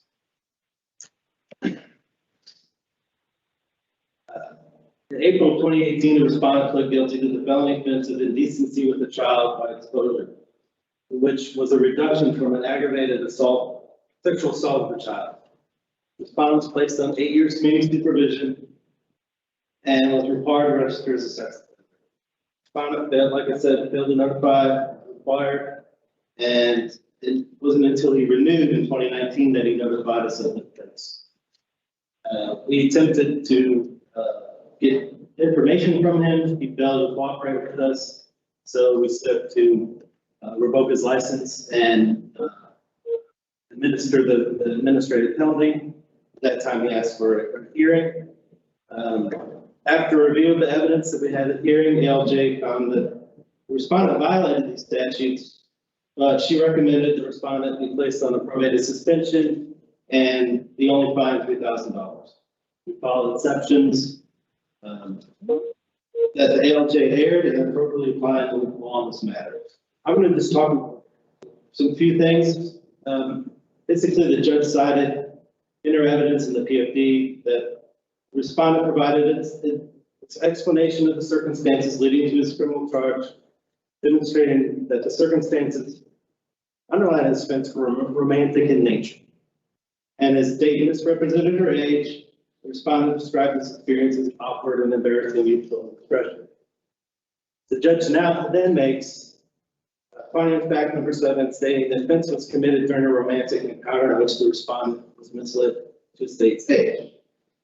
But if you look at the evidence further, the fact is that there's nothing romantic in this at all. From his own explanation and the evidence that was put into the record, he had no prior relationship with this minor. He didn't even know the child when he made contact with her on social media. Conveniently omits any discussion of his motivations that led him to find someone on social media and his efforts in setting up an in-person meeting, driving there to pick up the person, then driving around until he found it in the parking lot or engaged in sexual contact with a 13-year-old child. We shouldn't be fooled by his attempt to negate responsibility in this opinion. And we've taken even further evidence from the respondent. There's a probable cause affidavit in the record of a Harris County Sheriff's deputy spoke to the person who reported the incident. The reportee stated that they were in the drive-thru of a fast food restaurant. He saw a male in a black Jeep making sexual movements. The reportee further stated he heard someone from the Jeep say, "No, no, no." The reportee stated at that time he called the police. Now, does this sound romantic in any way? In my opinion, no. Staff adamantly disagrees with the ALJ's characterization of respondent's criminal conduct as something romantic, stated in finding of fact number 7. Although the ALJ seems to be persuaded by the respondent's minimizing and self-serving arguments that somehow he was a victim in this case, evidence shows to the contrary. Fact is, we're not here to relitigate the criminal matter. That was already taken care of by the criminal court.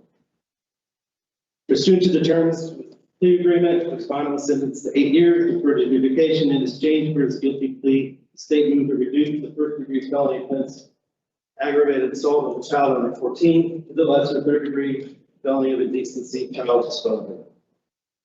Criminal offenses like this exist for a reason. Romance is not a factor.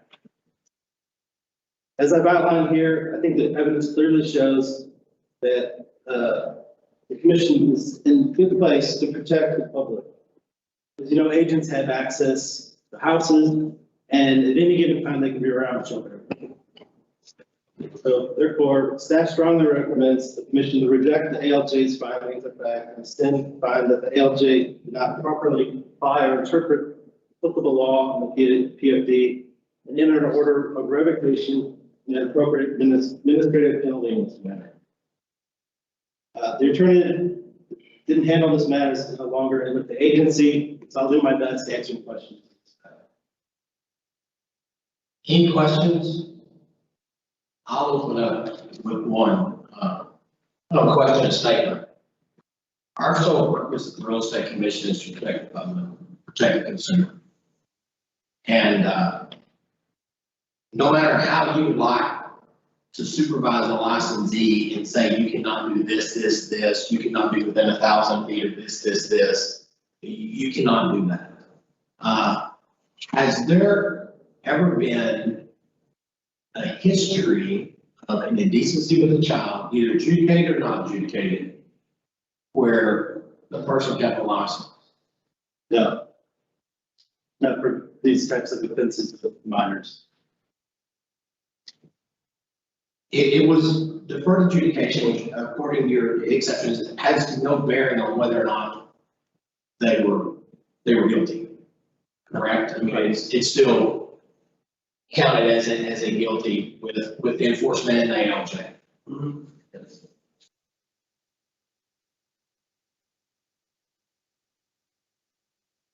So as a commission, we're allowed to evaluate the findings of the original criminal investigation, the facts. Well, the facts that are in evidence. And I think the administrative law, Roger made reference to the fact that the commission was able to present that evidence, but yet chose not to present that in the hearing. Is that what they're talking about? It's his original arrest and we had that, yes. We did a motion to limit that. So basically, he couldn't discuss it about either. The judge agreed with the motion. However, he filed his argument and his evidence after the case was closed and his closing argument. She allowed that to come in. Our attorney objected to allowing that information in. And she rejected that and said, we still had the opportunity. But we objected, no, but she didn't agree with our objection. So from a legal standpoint, can we revoke the license even though the administrative law judge says that this is fairly simple, and I agree with you 100% that our job is to prevent with, and I agree, you know, this is a complete hated right. And so, you know, it's a very simple case for me. We can, and I'll have general counsel produce, we can recommend not going with JPFD, but if you'd like to enhance that. And then, Yes.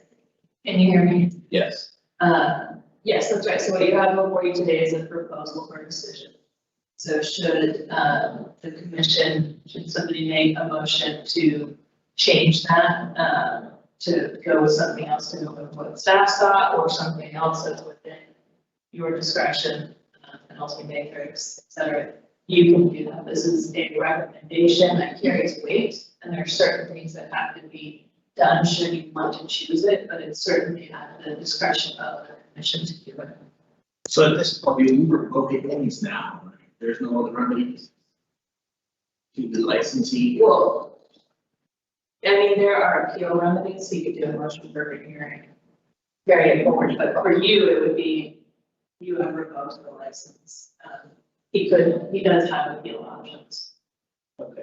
And so we have 3 PFDs here. Are we going to go all on months, or we're doing one at a time? We'll do each one separately. So what we'll do is when you are, when everyone's done with Mr. Malloy right now, we'll adjourn into executive session, and I can advise on any legal issues you may have. And then depending on, if someone brings forward an individual motion, you guys make a second, discuss, vote. Depends on what it is you end up wanting to do. But each one will be separate, right? So they will do first, the second, and the third. Any other questions? I know we don't work across this a lot, but the exceptions you filed were just incredibly spot on. Thank you all for, the attorney, for putting it that, for putting attorney it out. yeah, he's pretty passionate about it. So, I must admit, when I read the PFD initially, then I read your exceptions. Wow. There are certain aspects of the case that are not including the PFD that you highlighted in the exception that I did very well. That's where we touched on the stuff that was in the record within our boundaries. Any other questions? There's no one's here on this case. I haven't had any contact with him. Okay. All right. Thank you very much. We're going to move to agenda item number 15 and go into executive session.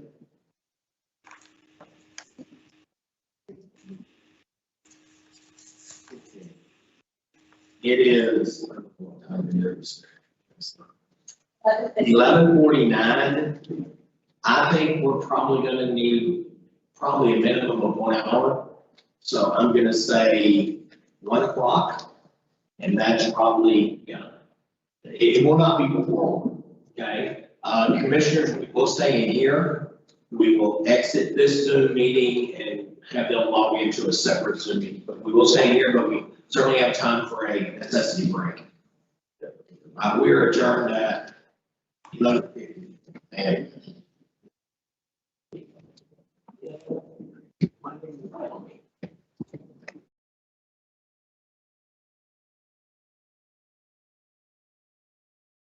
welcome back, everybody. I'm going to call this meeting back in order at 1:22 p.m. I would like to go back to agenda item number 15, specifically 15A, which was SOA docket number 329-20351, REC TREC versus Cody Grant Bingham. 15A, any discussion or questions on this SOA docket? I don't know what, I'm sorry, I'm so sorry. Okay. Amber is not here. Okay, we are not starting. That was just a rehearsal. That's the mock check. I just don't like to do anything without it. I'm not sure she loves that. You just text her. She'll be back. When she comes in, can I adjourn the meeting or just say? You can go. We're recording with admin on here, so you're fine. Sorry. Like I said, I don't move without. And I don't move without you. Okay. We're still in session. Any questions or discussion on 15A? Hearing none. Is there a motion?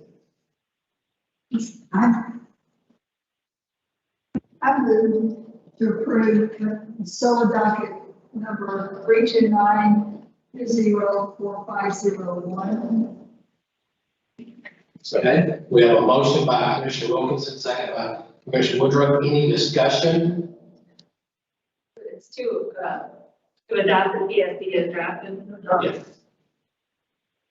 Any discussion? Hearing none, all in favor? Aye.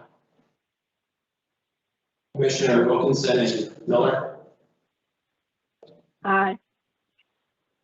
Any opposed? Any abstaining? Motion carries. Agenda item 15B, which is on page 71. Any discussion or questions for enforcement? Hearing none, I would certainly entertain a motion. Mr. Chairman, I would move to adopt the PSD as written. A motion to approve the PFD is written. Second. Motion by Commissioner Hargrave, second by Commissioner Pena. Any discussion? Hearing none, all in favor? Aye. Aye. Any opposed? Anybody abstaining? Motion carries. Moving to agenda item 15C, which is on page 85. I will open up for any discussion on 15C.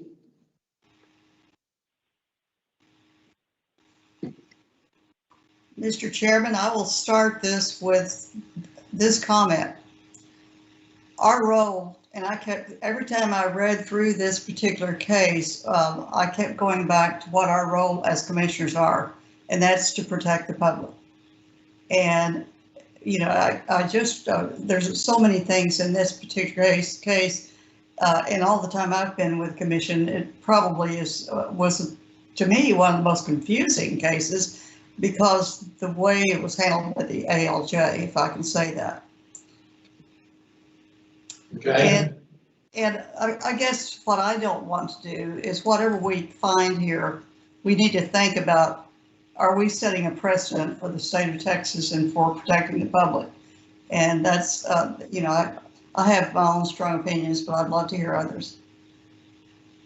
Okay. Thank you, Commissioner Wilkinson. Anybody else? Commissioner Weber? Yes, I think that we do have a, obviously, responsibility at the public and, you know, the cases, the facts that we got here, in my opinion, clearly, I have heard practicing moving forward, given the case, it begs the question of, well, if this is something like both. Anybody else? I will follow those two comments, just kind of repeating what they said. As was mentioned, you know, we get a lot of orders emailed to us every morning for people who have done something and have been, you know, sanctioned, or suspended or revoked. And this case, to me, it was difficult to read, it was difficult to comprehend that the person has even applied for a license when our sole responsibility is to protect the public. And I think there was, I did not see the entire case. I saw what was presented. I saw what was ALJ put out. I saw what our exceptions were and the exceptions from ALJ. And nowhere in there did I see anything about remorse. And not only do I have the duty to protect the public and protect the consumers, I find this case very hard to see where it came to us from the ALJ with the change. And if nobody has anything, I will certainly make a motion. If anybody has anything else, I'll be glad to entertain it for my motion. Mr. Chairman, I would like to add to what the commission members have already added that this is a sexual assault case of a 13-year-old, and it is extremely egregious. And as my fellow commissioners have pointed out, we are placed on here to protect the public, and that includes children. And so his guilty plea and inconsistency with the child of a lesser charge than what was reported in the criminal report. And so I'm extremely bothered, and I take this very seriously. So I kind of find myself disagreeing with issues of the administrative law judge with respect to the findings of that. And so I would agree with the rest commission that settled this case. Anybody else? I've got a motion. Yes, Commissioner Miller. Is there a motion on the floor yet? I am about to make a motion. Okay. Okay. I move that the commission modify the finding of facts and conclusions of law as follows. The commission strikes finding of fact number 7 as listed in the proposal for decision. The commission strikes finding of fact number 17 as listed in the proposal for decision. The commission strikes conclusion of law number 15 as it is listed in the proposal for decision and replaces it with the following. 15, respondent has failed to establish that he is fit on a real estate sales agent license, Texas Occupation Code 3.022-023, and Section 22, Texas Administrative Code, Section 541.1A through D.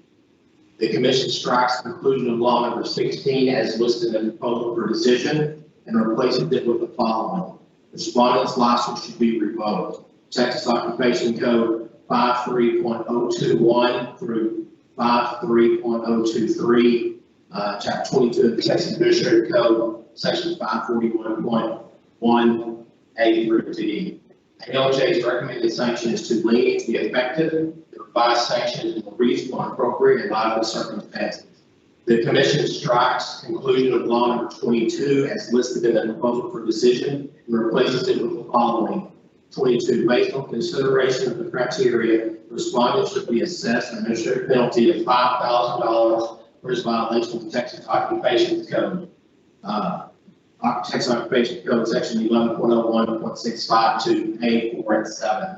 The revised sanction is reasonable and falls within the commission's schedule of administrative penalties found in 535.191. Additionally, the recommended sanction is too lenient to be effective. So moved. And And we have a motion and a second. Any further discussion? Hearing none, all in favor? Aye. Any opposed? Any abstaining? Motion carries. We will now move to agenda item number 17. And Deputy General Counsel Amy Lee will talk about the recovery fund and 2 cases that were denied. Good afternoon. For the record, Abby Lee, Deputy General Counsel. Agenda item 17 is a report regarding denial of recovery fund claims. As a reminder, at your February 2021 commission meeting, you authorized a policy which requires that staff provide a summary report, and in addition, that you delegated authority to staff to deny certain complaints.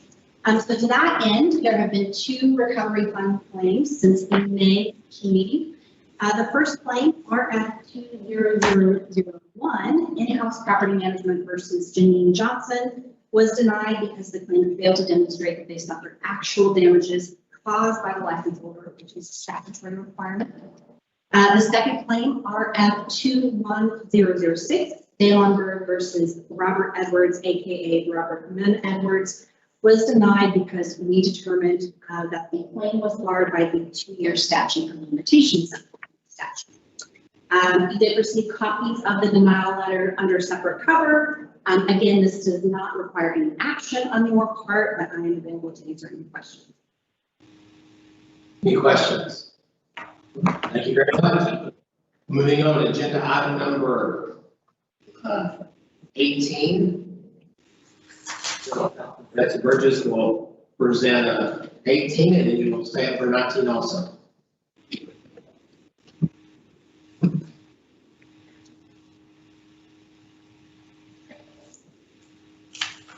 Good afternoon, Vanessa Burgess for the record. Agenda item 18 is discussion and possible action to adopt emergency amendments to 22 TAC 535.158 with receiving an undisposed of commission for ratings.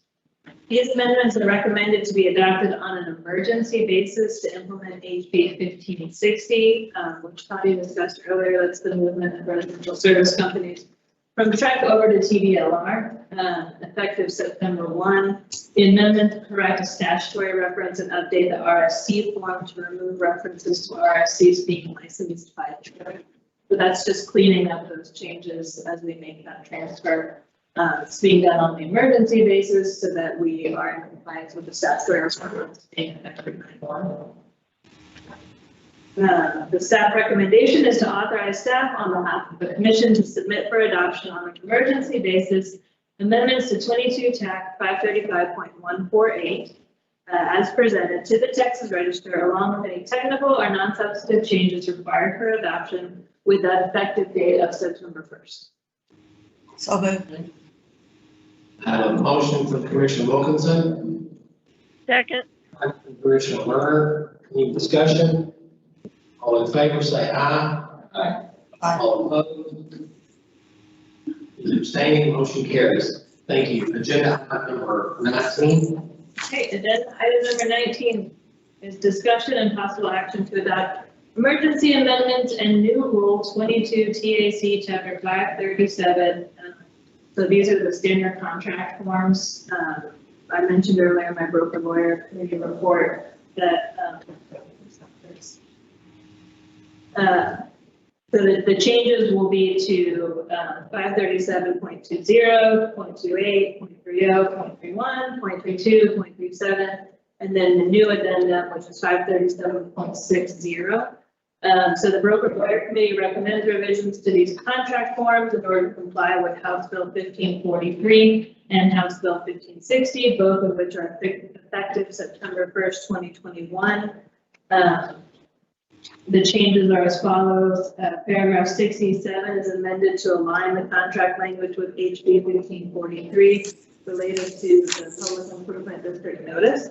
Paragraph 7H is amended to remove the language licensed by TREC, that's related to the RSC transfer to TDLR.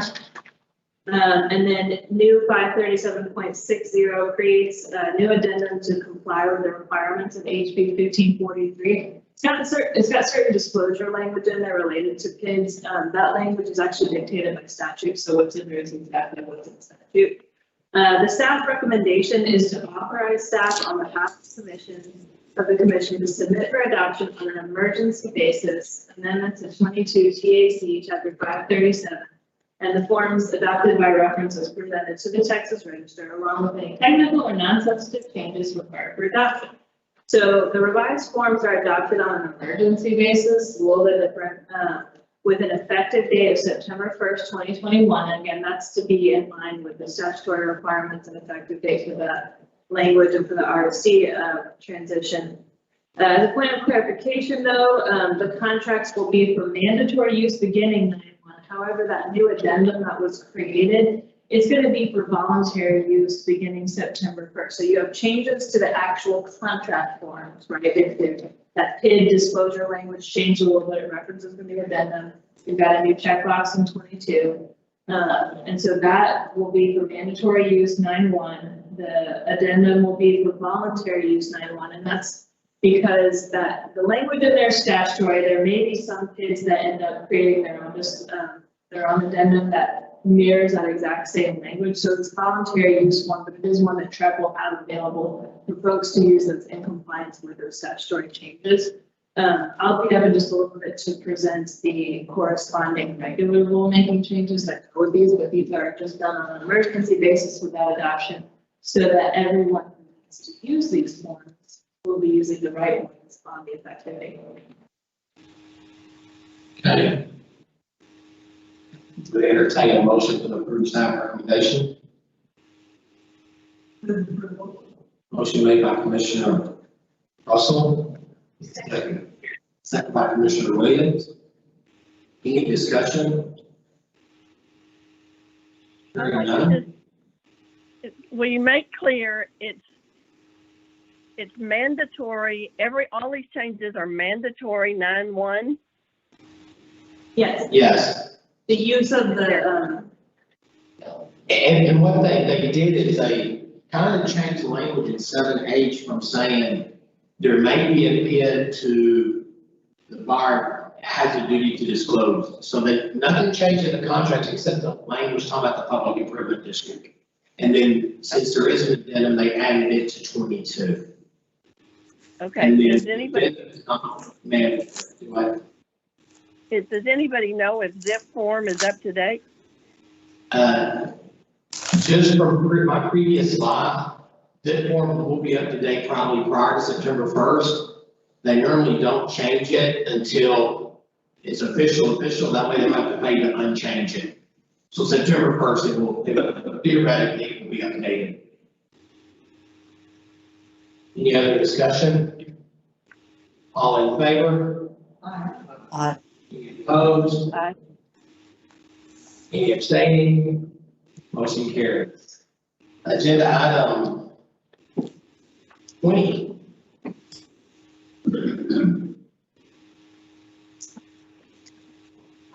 Good afternoon, Chair. Commissioner Tony Slagle, the Executive Director. I'll lay out this item for you. Agenda item 20, discussion of possible action to adopt amendments to the 22 TAC 535 through 20 professional terms and benefits. The amendments to 22 TAC 535 through 20 were published in the March 12th, 2021 issue of the Texas Register. The amendment adds the consent and inspector that the consent and inspector must receive from the inspector's client to receive a fee or valuable consideration for renewal fees or services that are not supplement services or other products of the client must be in writing. And the amendment was recommended by the Texas Real Estate Inspection Committee. We received 20 comments were received, 10 were supportive of the change, 5 disagreed with the proposed change, citing general disagreement concerns related to referral fees and the Real Estate Settlement Procedures Act or RESPA, writing style, and concerns regarding potential loopholes and possibility of abuse of this provision by inspectors. The inspector committee reviewed these comments and determined the concerns raised did not merit any change to the rules proposed, and their comments put in writing consent to receive the fee or other consideration for referral services are not settlement services. They're not settlement services. Enhances the clarity and transparency as related to the transaction, which is in the interest of both the consumer and the inspector. Additionally, concerns related to RESCO were not considered as relevant because the provision is not related to settlement services. 6 mutual comments were received related to RESCO. Reasons for making the change in whether the commission would be creating a new form. Again, the real estate committee addressed these concerns in the meeting. And again, there were no concerns related to RESCO because the changes to settlement services. The real estate inspector committee recommends making no changes to the rules published because the requirements to have the consent be in writing creates greater transparency and better understanding between the parties involved. Staff's recommendation is to authorize staff on behalf of the commission to submit for adoption amendments to 22 TAC section 535-220 professional conduct and ethics as published to the Texas Register along with any technical or non-substantive changes required for adoption. I'm happy to answer any questions. Any questions? Entertain a motion for silent recommendation. I move that the commission approve staff's recommendation. Motion from Commissioner Miller, second by Commissioner Murr. Any discussion? All in favor? Aye. Any opposed? Abstaining? Hearing none, motion passes. Thank you. We'll go to 41. Yes, sir. Again, Tony Playable for the record. I'm going to lay out item 21. This is all the changes that were proposed regarding the inspector SOPs and the inspector report form and rule and the subsequent form adopted by reference. So those amendments are before you. It's essentially, well, it's not essentially, it is section 532.27 through 535.233 and the inspector report form rule, which is section 535.223. These were proposed at the May 28th. 24 comments were received regarding the proposal and they're detailed in your materials. I don't want to bore you all by going through all of the comments, but they are in your materials. The comments have been vetted by both the SOP subcommittee and the full inspector committee. Essentially, what the difference between the rules in front of you and the ones proposed were for several commenters. One is the SOPs to define competency. The committee did not believe that definition was needed, and they believe that TREC enforcement will be able to determine what competency is during investigation. They did not agree with those comments. Several comments dealt with typographical and formatting or numbering issues with the rules proposed, and the inspector committee agreed with them and made those changes. Several comments were made that the proposed, as proposed, the SOPs were incorrectly requiring the inspector to call out as deficient the presence of our fault protection rather than the absence of that protection. The committee agreed with that and made the appropriate change to that as well. The proposed SOPs allow for an inspector to inspect built-in appliances. So the committee recommended clarifying that these built-in appliances are optional and the inspector is not required to inspect them, but can.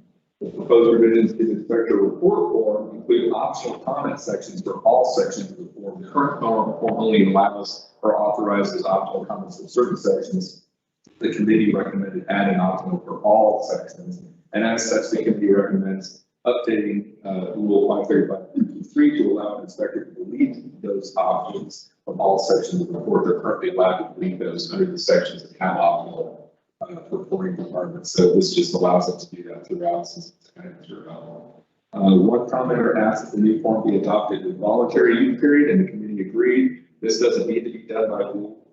It's handled on an administrative level, and you'll notice in the staff recommendation that there is a voluntary use as of recommended as of September 1st and mandatory as of February 1st, 2022. That was the inspector committee's recommendation. Several comments had concerns the impact on the form change on software companies used by inspectors. The committee reached out to several of those companies, and the companies have stated that it would not be an issue. The Texas Real Estate Inspector Committee recommends that the commission adopt the SOP rules and the inspector report form non-substantive changes, recommended by the committee. I'm happy to answer any questions, before I go into staff recommendation. I just have a comment. I think having a standardized inspection report is a very positive thing for the consumers and the real estate practitioners. So I would applaud you on that. I also appreciate you putting in the remarks because it's very interesting to see the comments that come in about the same document and how varied they are. Thank you. There was a lot of work done to make, if you've seen the current report form, there's a lot of legalese in it, and this was to try to simplify that so that the client getting it could understand it better. Any other questions?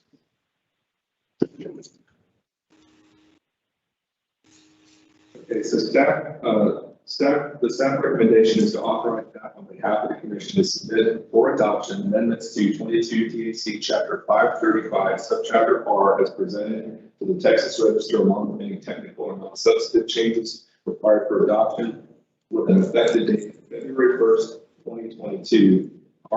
REI 7-6 in 22 TAC Section 535-223 will be adopted by reference to voluntary use beginning September 1st, 2021 until February 1st, 2022, at which time it will then become mandatory.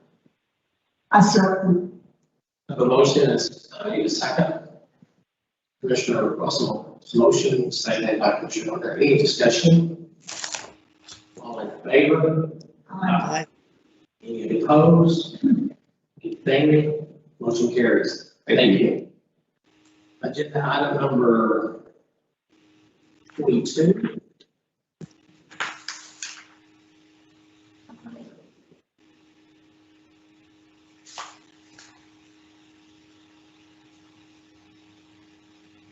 Good afternoon, everyone. Jennifer Wheeler, Director of Education and Exam. I'll be presenting agenda item 22 and 23 for you today.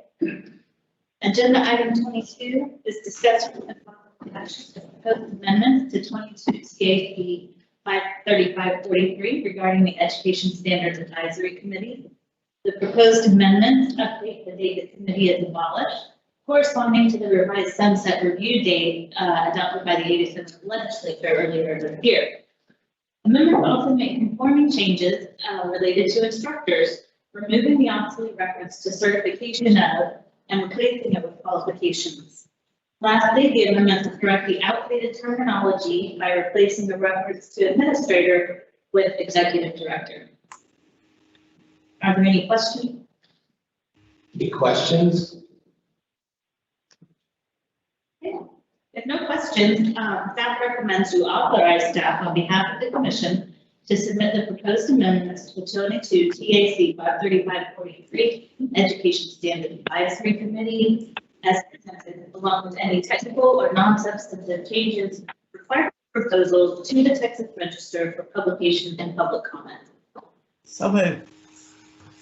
And motion by Commissioner Wilkinson, I believe. Need a second? Second, Commissioner Woodruff. Any discussion?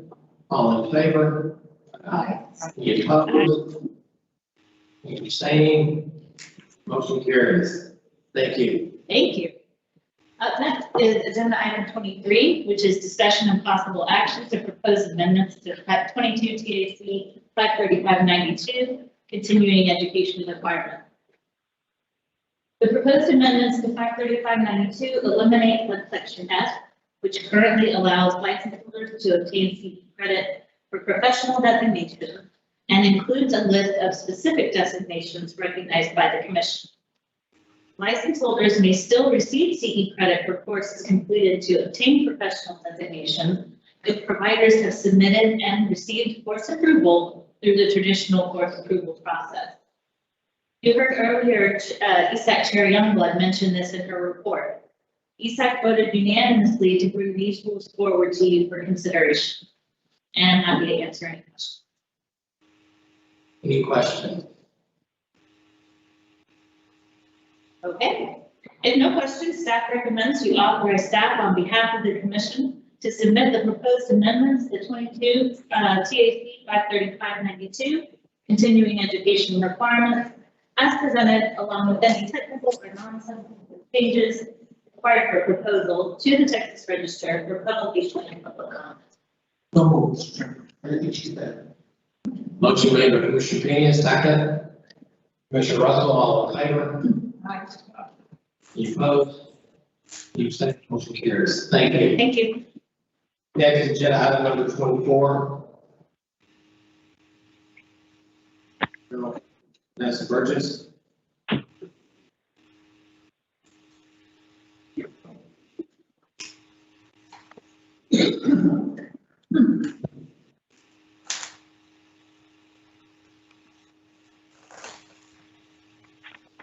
Good afternoon, Vanessa Burgess for the record. Agenda item 24 is discussion and possible action to propose amendments to 22 TAC 535.148, receiving an undisclosed commissioner rebate. So you've already heard me present this, the concurrent emergency rule on this, but for the record, proposed amendments correct a statutory reference and update that RST language to conform with HB 1560. Staff recommendation is to authorize staff on behalf of the commission to submit the proposed amendments in 22 TAC 535.148 as presented, along with any technical or non-substantive changes required for proposal to the Texas Register for publication and public. Any questions? Move that the division of staff recommendation. Motion from Commissioner Williams, second Commissioner Lerner. Any discussion? All in favor? Aye. Motion carries. Agenda item 25.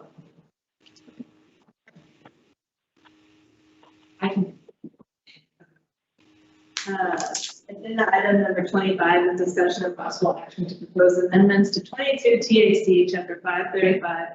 Subchapter R as follows, 535.201 definitions and 535.206 Texas Real Estate Inspector Committee. So the proposed amendments to 535.201 correct the reference to the standards of practice in subsection 3. The proposed amendments to 535.206 also extend the year the committee is abolished to correspond with SB 713 of the 87th legislature with our sunset date. That extends that to 2031, so those will be in line. The Texas Real Estate Inspector Committee recommends the proposed amendments to 535.201. Staff recommendation is to authorize staff on behalf of the commission to submit proposed amendments to 22 TAC chapter 535 subchapter R as presented, along with any technical or non-substantive changes required for proposal to the Texas Register for publication and public comment. So moved. I have a motion from Commissioner Wilkinson, I believe. Second Commissioner Lerner. Any discussion? Favor? Opposed? Aye. Motion. Agenda item number 26. Okay, agenda item number 26 is discussion and possible action to propose amendments and new rule in 22 TAC chapter 537. This is going to be the concurrent rulemaking with the broker lawyer committee and emergency rulemaking that just presented.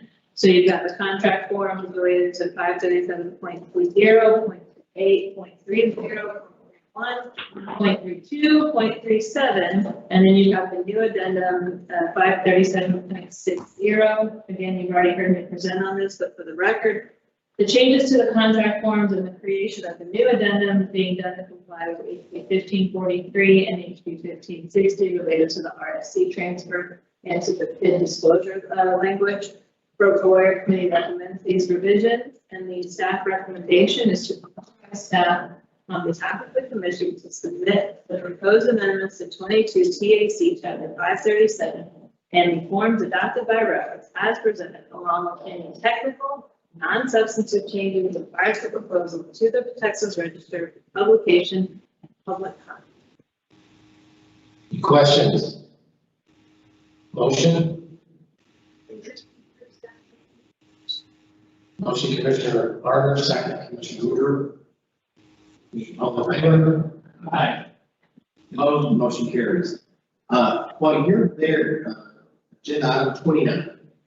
That's next, correct? Still here for me. So agenda item number 29 is discussion and possible action regarding the TREC ALCB MOU for fiscal year 2022 through 2023. The TREC TALCB MOU specifies the cost allocation of services and employees between the two agencies. It must be approved every 2 years. Minor changes were made to this version of the MOU that reflect the change in organizational structure of TALCB staff and licensing. Additionally, Chief Financial Officer Renata Williams provided a cost allocation sheet related to the MOU in order to provide greater transparency of the cost allocation ratios between the two agencies. And I sent this to you under separate cover, but it's just got that, it's an additional document that just shows what those percentages are to really reflect that relationship between the two and what the cost allocation is. The staff recommendation is to approve the TREC TALCB MOU for fiscal year 2022 through 2023 as presented with minor technical changes because I saw an error. It just says Scott Tessner, not Mark Scott. Hopefully you want to ask. Any questions? Motion? I have a question. Okay. Sorry, where do we find those ratios? It was emailed to you under separate cover. Okay, I'll go look for it. Thank you. There's a link and it should be in the folder. But I can send it to you separately as well. I know I saw everything once, but I've forgotten. Sorry. Not a good question. Thank you. All in favor? Any opposed? Motion carries. Good meeting in a second. Commissioner Woodruff had the motion. I need a second, I'm sorry. Commissioner Russell with the second. All in favor? Aye. Okay, agenda item number 30. I'll apologize. I should have you stay up and do this one when you're up here. All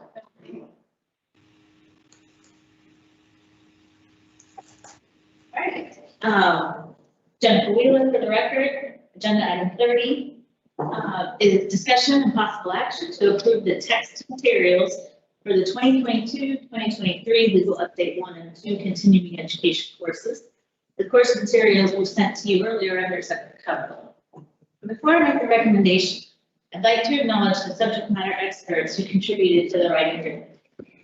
On behalf of TREC, Marion Napoleon, Charles Porter, Ivan Underwood, and on behalf of the Real Estate Center, Avis Wukash, and Gary Lewis. So I'd just like to extend my thanks to all of those people for their hard work and everybody in the TREC staff who participated in this one. As always, the materials for you are simply the text. The book will be further developed and formatted, and we will review again to eliminate any typographical errors, including those sent to us from the Commissioner Lerner, which we very much appreciate. So those will be incorporated. And with that, the staff recommendation is that you approve these text materials with any technical or non-substantive changes. I move that the commission approve staff's recommendation. Motion made by Commissioner Lerner, second by Commissioner Bell. Any discussion? Okay, all in favor? Any opposed? Motion carries. Right, thank you so much. We will go to agenda item number 32. Future meeting, I'm sorry, agenda item 31. Possible topics for the November workshop.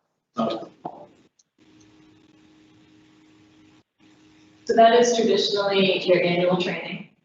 But if anyone has anything else they want to recommend, talk about it now. Let's talk about it.